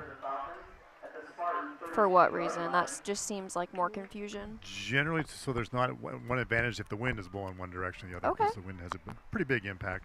It's like in tennis, you change sides. You're right. Because of that reason. And also for the fans that have bought a ticket, you don't want all the action necessarily on one side if one team's pounding the other. Heathland leads AL 50-6 in the third. Abraham Lincoln picked up the win last week, right? They beat Sioux City They West. did. They sure the did. Wolverines. Here's the throw to Tony Bush. Tony Bush is going to take it to the house. A 32-yard touchdown throw and catch from Owen Marshall to Tony Bush. And Bush is on the scoreboard. Matt, you're seeing the Coach Wood offense in effect now. He's found a few things, and things are opening up, but it wouldn't happen without the bigs up front, so give all the credit to them as well. Beautiful throw and a great run after the catch from Tony Bush. Yeah, Tony's fleet of foot. Strong and fast. Kick is up and good. It makes it 24-8. And if you had the under, you're starting to squirm at 37.5. Want to thank Jackson Scott Brown. Oh, hey. Great Jackson Scott Brown, who played a little USFL. Most recently was in Woodbine as a strength and conditioning coach and also a teacher. He is now a strength and conditioning coach, I believe, still in back in the USFL. Okay. But checking in tonight, and he says, of course, O-lineman, watch O-lineman. He says the O-line looked good tonight. All right. Back in the USFL reminds me of the Beatles song, Charlie, back in the You bet. USSR. But, that's just me. We covered a great movie earlier, The Hunt for Red October. Oh, yeah. The national anthem tonight sounded like the Russian Navy. It really did. That was, yeah. 11:09 to go in the ballgame. 24-8. Falcons lead. That was a terrific movie. Good Sean Connery, good Alec Baldwin. I think I would place it in my top 20 of all time.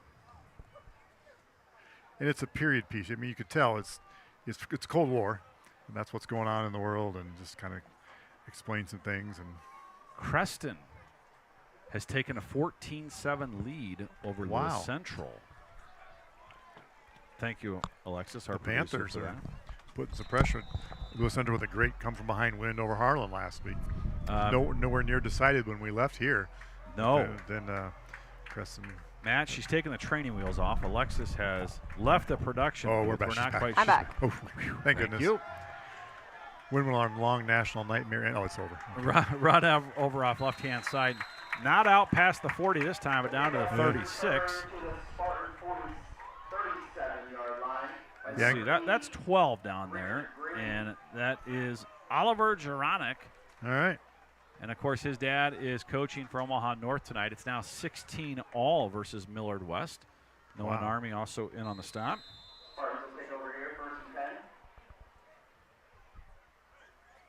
Well, four of the last 5 drives have ended in touchdowns. Ooh. So. And here's the pass over the middle. Look, the Falcons had it covered, but now they'll throw it late. No interference because I don't think it was catchable. And nobody turned around. Spartans thought they had found something, but the Falcons now with good coverage on that. That gave a heart flutter to a 5th grade teacher and photographer, Mrs. Kathy Marshall, put her hand to her heart after that play. She just did not like the way that turned, formed up. Alexis, we've got a great text about you. Oh, wow. And it's a St. Albert staff member, graduate, and mom. We're not sure if she wants us to release the name, so I'm going to wait just a second. 2nd and 10. And a little confusion in the backfield, and the Falcons are going to make him pay for it. Loss of 3 on the play, going to bring up 3rd and 15. Brandon McCall in on the stop. We'll find Brandon serving Mass Sunday morning at St. Colubanus in Weston. Libby Cherney checking in. She says, I love Alexis. Asking about why football switches. She says, there's a lot of moms out there that want to know some of these questions. Thank you. Thank you. Libby was a great, they used to call it pom-pom. Now it's dance team. Great one back in the day. Kids It was are pom-pom. recent Graduates. graduates. Yeah. Yep. 3rd and 14, 10 minutes to go here in the ball game. Falcons not playing a safety here. Here's a flag late on the play. Coach Woods wanted the false start. He got it. And now it's going to bring up 3rd and 19. The line to gain is about the 47-yard line of the Spartans. Matt, it's been a fun game. It really has. It's, and of course you want to win. Even if the Falcons weren't winning, they're making some plays, they're doing things, they're having some success on defense and offense, and to a smaller degree, West Monona has to feel a little bit better about how things are going. Those 3 Falcon touchdowns in a row, though, are pretty encouraging. McCall comes on the blitz. They'll force Lenders out of the pocket.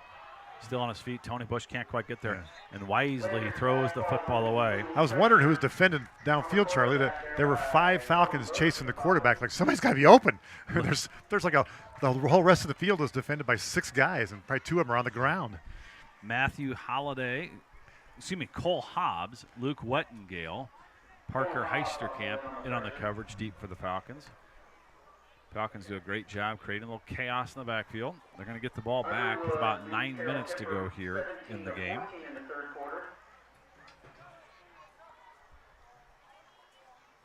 Chaos was a great name for ever watched Get Smart. In the old days, it was the name of the evil organization was Chaos, and the good guys worked for Control. Okay. It was Control versus Chaos. I think they're both acronyms, but I could not tell you what they stood for. Falcons almost get to it. They don't, but stay away from the punter. That's good, too. Ball's going to be down about the 48-yard line. Good sign there, Charlie. The Falcons gave up a touchdown on the last drive to West Monona, then stopped them this time. So got the trend. The ship righted that way a little bit. Absolutely. Amy Denny checking in tonight. Of course, her son, most recently, the best bowler in Council Bluffs high school history, Adam Denny. State champion, right? Back-to-back state champion. Beat Cole Peckney. How about that? 2 teammates bowling it off in the finals last year. Thank you, Amy, for checking in. 1st and 10 for the Falcons, 48-yard line. 9:35 to go in the ball game. Marshall Irwin in the back, trips up top. Give to Irwin up the middle and cuts it outside. There's a flag down to the play. This one's coming back. Irwin's maybe going to take it. 30, 25, 20, but it's coming back.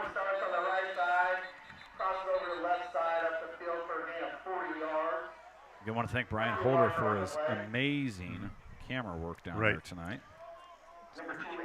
It's good to have a pro in the job, and we were talking about last week off air before we started that there was one time we had camera problems, and I think it was your phone we used. Jeff Watson on a stick taped your phone to a stick, and that was his steadying device, so he could point it at the game. We've come a long way, baby. And that wasn't that long ago. That was embarrassingly recent.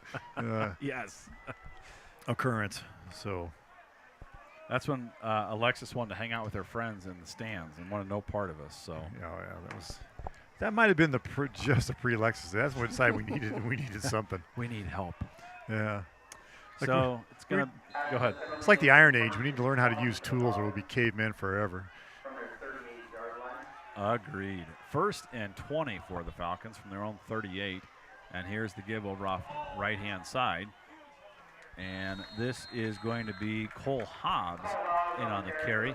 Again, man, I struggle there, so I'm a little late on the call because it kind of looks like an 8, but it's really a 0. But Cole Hobbs, he's got relatives checking in tonight, number 20. Good carry. Going to bring up 2nd and 15, just trying to chop it down, make it 3rd and manageable. Right.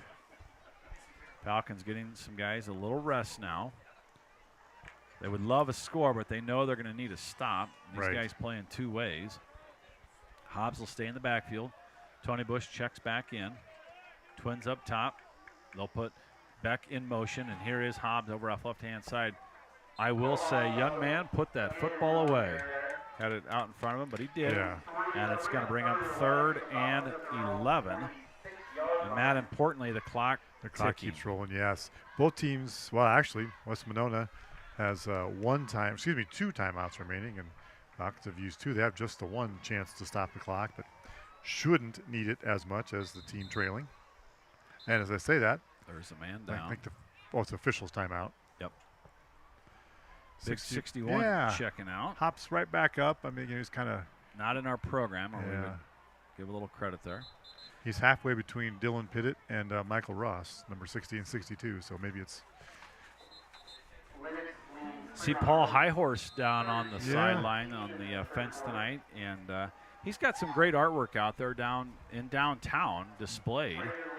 He's done some work down there, and I know if you're a Husker fan or a Hawkeye fan, he's got some artwork you can buy for the front porch or the living room, so you might want to check that out for Paul Highhorse. Paul here helping coach some youth football when we're here for field crew nights. Bomb down the sidelines to Bush, going to go incomplete, and the Falcons will be forced to punt on 4th and 12 with 7:45 to go here in the ball game. So the Falcons, surprisingly, Charlie, we're bucking the trend. The Falcons and the Spartans have both had more possessions in the second half than they did the first, kind of against the trend for Class A football. But the Falcons' second half possessions, they punted after starting with their own 23. Then the next 3 times they got the ball at the 45, thereabouts, their own 45, scored a touchdown on each of those. And now we'll punt this time. So punt, touchdown, touchdown, touchdown, punt. That gets you to 24 when you're ahead 3-0 at halftime. Holiday will stand at his own 32-yard line. Good snap by Sheffield. Oh, my gosh. Kick. Yeah. Flag. Yep. Yes. So, Matt, the reason for the flag is they ran in. Oh, I thought you saw it. No. You can't do that. Yeah, you can't exactly. touch the kicker. I was going to let Alexis answer yes, that. Yeah. Good work, Alexis. Yep. You cannot run into the kicker. Yeah. That's a flag. If I know that, and then he they hit him should pretty know good, better. so that's a big flag. So I think that might be a first down. Yeah. So this is a rule that has evolved over time, and I haven't kept pace with it. Chris Ethan is talking to Donnie Woods about what the options are. I think there's still 2. There's a roughing the kicker and there's a running in. There's still the 2. One's a minor, one's more of a major. I don't think the minor one is an automatic first down. Here's the replay for fans like Alexis that want to know Between the 2, I'd say that was a more minor infraction than major. And I think you nailed it, Matt. So it's going to be a small penalty. That was running in. That was not roughing by any means. That was a good call by the officiating crew. You know, you had to call it, but it was just the minor, not the major, and I don't know. A good call and a good sell by Holiday. He took a pretty good fall there. Good sell. And I didn't see any complaints. I wasn't from the West Monona coaching staff. They understood that it was, call need to be made, but they didn't get him with the big one. And now the punt from the 40. This one's going to be a shorty. It's going to go out of bounds at about the 37-yard line. 30. Yeah, there we go. All right, so now the St. Albert defense needs to step up after the big, long passing play a few series ago. It's back-to-back drives the Spartans have begun at their own 37-yard line.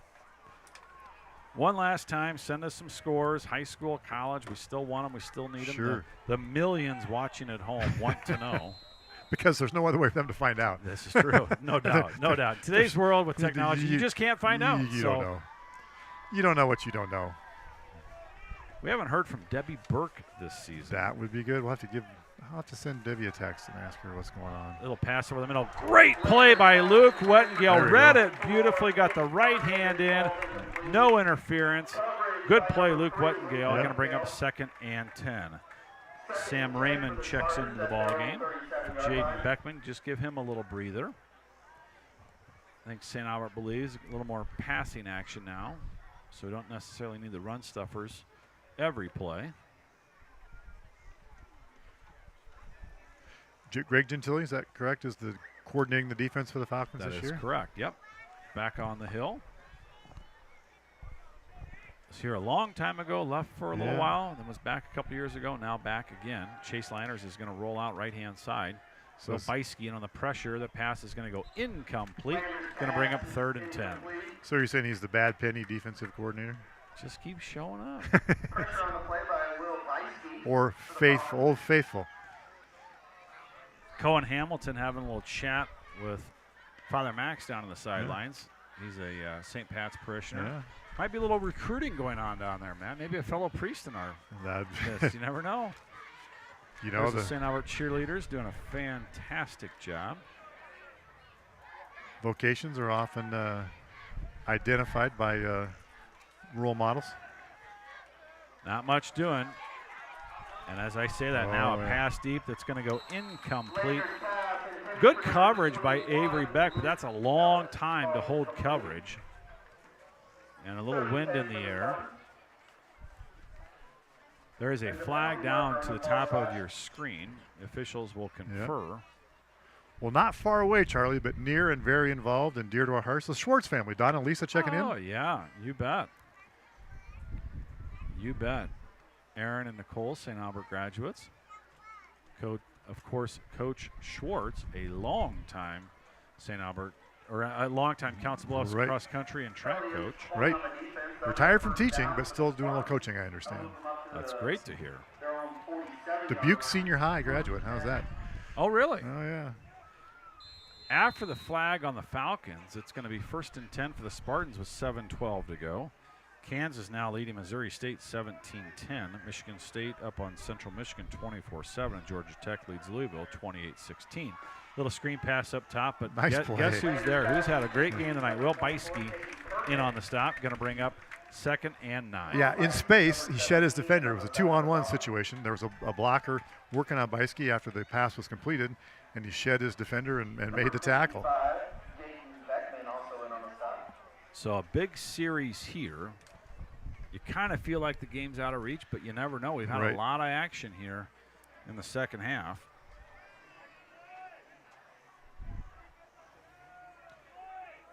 Little fake up top. Now they're going to throw deep. Heisterkamp on the coverage, and that's Out of beautiful. Again, in high school, you can face guard. That's perfectly legal. The pass was out of bounds anyway. Going to bring up 3rd and 9. At the end of 3, Underwood leads Carroll Kemper 17-14. Wow. And the Falcons at Underwood next week.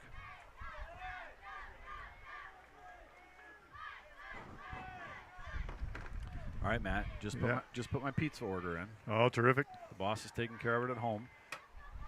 6:31 to go here in the ball game, and of course, a long-time St. Albert tradition. The St. Albert 7th and 8th graders begin their walk to Pizza King through the cemetery. The start of the 4th quarter. And the give over off right-hand side. Not a lot doing. Great stop by Cole Hobbs. That guy plays with emotion. You need it in football. Good stop by Cole Hobbs. Going to bring up 4th and 8. They're going to go for it, of course. The official, that signal, people, in case you wonder if you're really paying close attention, the officials are making the kind of traveling motion if we're a basketball call, keep it rotating moving. their arms. No, what that showed, the officials to communicate to each other, this is a change of possession play. Oh, okay. There we go. The ball's going to change possession, so there's things to keep track of for the officials on a play like this. Shotgun formation. Beiske in on the pop, but a good throw. Pass is going to go incomplete. Good coverage. So you can see they're finding those seam routes, but the Falcons have really tightened it up deep. Pass goes incomplete, and the faithful come to their feet. It'll be 1st and 10 for the Falcons at the Spartan 49-yard line. That is encouraging, Charlie, because we'd been burned probably 4 times deep, and only one of them went for a touchdown. So this is encouraging that we're able to. Lewis Central and that happening. Creston, 14 all. Lewis Wow. Central and Creston, 14 all. Titans been in a couple of close games, breaking in some new folks. The new quarterback, the Camrad kid graduated, so breaking in some new people. Again, I want to thank all the fine folks that have gotten to us tonight. We can't make this as fun as we're trying to make it without you. I can't say it's fun, but we're trying. Okay? We're saving up for homecoming in a few There you weeks. go. Toss sweep a little high, but Irwin on a good catch there. Irwin makes a little something out of nothing. Breaks an ankle tackle. Is going to get a first down. 11-yard gain by Kyle Irwin. Again, the line doing work up front. It's 1st and 10 at the Spartan 38-yard line. That's going to put Charlie Irwin, he has about 20 carries for 110 yards, thereabouts. It's been a while. I don't know if we had a 100-yard rusher last season. I can't remember. Sure we did. I'm sure we did. So that's good news. Probably Monahan early. Yeah, perhaps. Yeah, that's true. And I'm not keeping the best stats, I'm not going to lie, but the 100 looks good. I might have missed a loss, but I might have pros skipped a on game. TV have about 6 people helping them out. You're doing stats and broadcasting and interviewing. And here's the give to Irwin, left-hand side. Not a lot there. Going to bring up 2nd and 10, but the Falcons keep the clock a-ticking. It is nice. Number 61 in on the stop for the Spartans, Dylan Peck. Again, Cohen Hamilton up front tonight. Jack Burt, Jaden Beckman, Sam Raymond's checked in.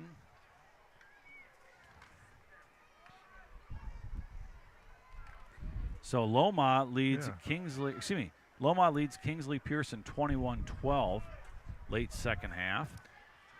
We'll see both those Yeah. teams later in the year. After this play, I'll tell you what stands out to me about that score. I think I know it. You do too. Can't wait to hear it. 2nd and 10, Falcons bleed the clock. Just over 4 minutes to go now. And the white, or the hat in the back, puts his hand up, says, yep, it's about time to go, and the Falcons will snap it. Getting about 3 on the play, going to bring up 2nd and 7. The Spartans will call a timeout. So what stands out to you about Logan Magnolia leading Kingsley Pearson 21-12? It tells me Logan has an extra point kicker. Exactly. You know, and for many years, I think that's been the case the last 5+ years. But for many years, that was a team that went for 2. Yep. You know, they didn't have a soccer program. They now play high school soccer. Yep. At Logan, and they developed some of that skill set. And you know, it really is kind of nice to see the evolution of a broader set of skills for high school kids and smaller schools. You know, you see that in volleyball. The players are better and better because they're putting in extra time too. Frankly, to the detriment of girls basketball, but that's another story. Yep. You know, the skills gets better in some areas, so it's good to see. You know, because there could be a kid out there who's a great kicker who goes to a small school, but you know, maybe they don't commit to it, or they don't have a snapper, or have some applause for the band here, I believe. Oh, I love it. Sound great tonight. New band leader. Yeah. From Kenmore Drive. Woodbury Central leads Westwood 19-14. Thank you for that. Yeah, onset of World War I, 1914. All right, here we go. We got another one. 3rd and about 7, 3:53 to go. Kyle Irwin takes it up the middle. Nice gap. Good line play and delivers a blow late. First down, St. Albert, I think, going to be close. Very close. They're going to eyeball it. Even if they don't give, they signal to move the They got it. Yeah. So 1914, Yeah. the war started in general. The U.S. didn't get involved in 1917. You know, it was a European conflict, and at some point, the U.S. was not involved for all that long. A great series I watched on the History Channel Memorial Day was The World Wars. Yeah. On the History Channel. Again, you get it on Amazon Prime. It's about 2.5 hours. Covers a lot of territory in 2.5 hours. But I would encourage, maybe you want your high school to learn a little bit more about some of that stuff. Or if you're in Kansas City and you're killing time before a Chiefs game or a Royals game, go to the National World War I Museum. Yeah, there you go. It is terrific.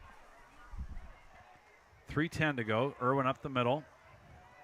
And he'll get one. Going to bring up 2nd and 9. I want to thank Dan and Joni Hurts, grandparents of Cohen Hamilton, watching from Roseland, Nebraska. All right. Great job, St. Albert. Matt, I know you know Iowa like the back of your hand.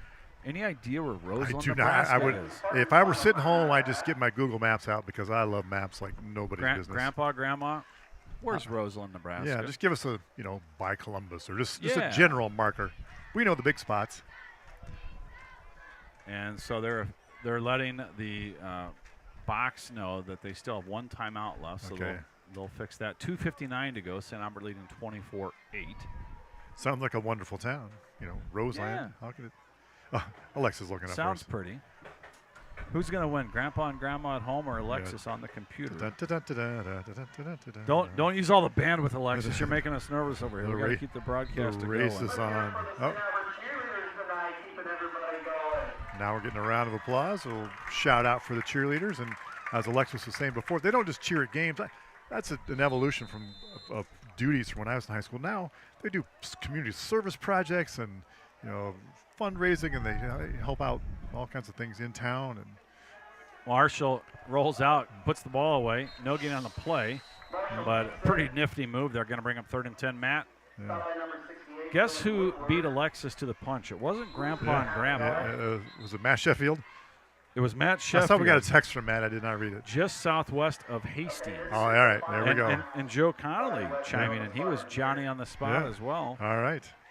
Southwest of Hastings. I was close. You were very close. Thank you. 3rd and about 11, 2:45 to go. Beautiful night. Going to heat up over the weekend. But next weekend, they're bringing the temperature down a little bit. So it looks like a good weekend next weekend coming as well. Beautiful time of the year. Really is. It's fun. I just looking today at my yard. It's like, okay, it's starting to slowing down a little. I took it down slightly a notch because what do I have to do? I obsess about my yard. You've gotten all the what old projects guys, in the garage taken what old care guys of, do, the right? basement work done. I didn't buy an RV like the Conleys and drive around the country, which is a great idea, but it didn't work out for Albert Brooks very well. I'm sure it's fine. I want to know, did your Tuesday softball team win this week? And did you have any hits? We did 4 for 5. Oh. 4 for 5, a couple of. Any extra bases? Made the plays. No. All right. But made the plays in the. Efficient. Made the plays in the outfield. 3rd and 11. Wettengale up top. Stacked receivers down below with Heisterkamp and Beck. And here is Irwin off right-hand side. Keep the clock a-ticking. Irwin's going to get 5, going to bring up 4th and about 7. And I stuck around to umpire the next round. You kind of volunteer to take, like each it. other's teams. So this would be about a 41-yard field goal, maybe 42. I don't think the Falcons are going to go for it, especially into a little breeze tonight. Yeah. Likely just, well, I don't know. I was thinking maybe Irwin, but the right guys are out there to do it, yeah. but they didn't bring out the tee. You can kick off a tee in high school. In college, you cannot use a tee on the field. It's a little block of plastic, rubbery plastic. Just over 2 minutes to go now. The official has not put his hand up in the back. Now he does. Now it's time to go. That means there's about 5 seconds, maybe 10. He's counting off. And they're going to draw. They're going to draw the Spartans offside. So now it's going to bring up 4th and about 1.5 yards. And a first down would end the ball game. Again, I want to thank you so much for joining us tonight. Charlie Narmy, Matt Matson, Brian Holder, Alexis Narmy. We're all volunteers, and we enjoy doing it, but we enjoy hearing from you, and hopefully you've had a good time tonight. We are overpaid volunteers, Charlie. There you go. Overcompensated. It's been fun watching the Falcons. They've played well tonight, and you can certainly see the improvement week 1 to week 2. Brian Hamilton at the 50-yard line, father of the center. He's working tonight on duty for the Council Bluffs Police Department. Just got a nice round of applause. Yeah, eagle eye on the field and off the field for safety. Here's Irwin up the middle. Going to be close. I don't think he has it. No, he just didn't. a little he did short. Not get there.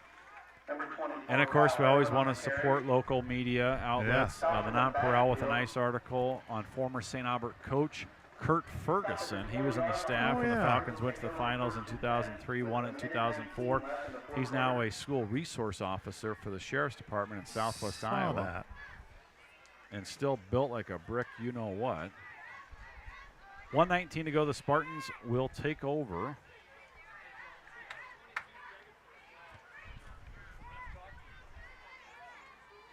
Yeah, Tony Bush is gimping a little this late in the game, but I think that's something to rest and work on for next week. But yeah, Underwood will be a tall challenge. They're a good, solid 1A team, a playoff team, a deep run contender. But not a district opponent for the Falcons. Right, so not a district game. Not like the old days where you played 2 non-district up front and 7 district to finish. They kind of mix them in and out. So next week is a non-district game.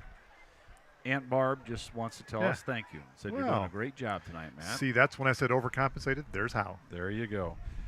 Roseland in South Central Nebraska, southwest of Hastings. Population, take a guess. 98. 200. Oh, sorry. Pretty close, though. Let me apologize to the other 102 people I forgot to count. I don't think this is crass. Yeah. A great line I heard this week was, only Bob Barker from The Price is Right could get as close to 100 without going over. Yeah, exactly. 1 minute to go. Omaha North, Millard West tied 16-all. Millard West football. Creston up on Lewis Central 22-14 in the 4th. That gives me a lot of questions. I mean, the Creston Lewis Central. I think Creston's better, obviously better. Obviously, they're better, but Lewis Central's really stout because they beat Harlan at Harlan. Or they were at LLC last week, but still, that's a big early game, and it doesn't matter. The classifications don't matter in that game. Beiske can't get there. Beck on the defense, and that's a really nice catch. Nice catch.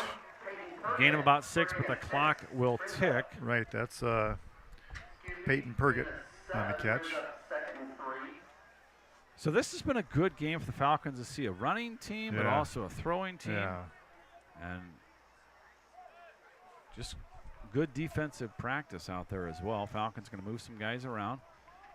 playing a couple of short safeties. Now they're going to drop back in a little zone coverage. And that pass is going to go incomplete. And give credit to Levi Anderson for the pressure on the quarterback. Again, action tomorrow for the volleyball team in Atlanta, cross country here in town at Iowa Western. Would love to see as many people as possible at both those events. We're not sure about the broadcast next week. Here in recent years, if the local school is covering it, a lot of times we'll carry their broadcast. Really, there's more and more competition for a limited amount of space in some of these small town press boxes. We just can't get the resources we need to get plugged in, tuned in, all that kind of stuff. So we'll see, but if we're not doing it, we'll certainly provide the link for you to watch. Fourth and about 4, Jesse Shea doing the PA tonight. Doing a nice job. job. Yes, I agree. And, you know, some people just are a little reticent about doing that. He's really stepped up and he wants to get better, and he brought down the the card of the officials card that they turned in for us, the crew card, and, you know, knows that we asked him for it last week, and this week he brought it without being, you know, without request. And pass is going to go incomplete to Purgett. Something to be said about people who want to, you know, get better at what they do. Absolutely. Stingers up, Matt. Stingers up. Thomas Jefferson the Jackets leading Omaha South 42-0. Whoa. So congrats to Thomas Jefferson. That's great. That is. Going to have a very short post game. You're going to hear most of it right now. Yeah, the Falcons will go into the best play formation in football, the victory formation. Marshall will take a knee here in just a moment. And if you've done your Hail Mary correctly, then you do get to go in the victory formation, or, you know, the Mary Queen of Victory Pray for Us formation. Yeah, there you go. Maybe not tonight, but I have a good story about that prayer. If we have it, I'll do it after this. Sure. So I was at new school football. We're going to take it from the shotgun and take a knee. There we go. Both teams get it. Great sportsmanship. There we go. Go ahead. So at a wedding 15 years ago, and Jim Duggan was the brother-in-law of the couple getting married. And they asked him to say a prayer before the meal because the priest wasn't there yet. They said, "Would you say a prayer?" And Jim said, "I have nothing to do with that." Asked me, "Would you do it?" To me. And what Jim just said to me was, "The only prayer I know is Mary Queen of Victory, pray for us." But I don't think that's what you say before a wedding meal. So I took the job from him. Because he knows a few more he knows than that. I've seen him at Mary Mag's now and then. Yeah, well, but anyway, he said that's the only prayer he knew was Mary Queen of Victory, pray for us, and he didn't think that was appropriate before a meal. So I love it. Hang on 1 second.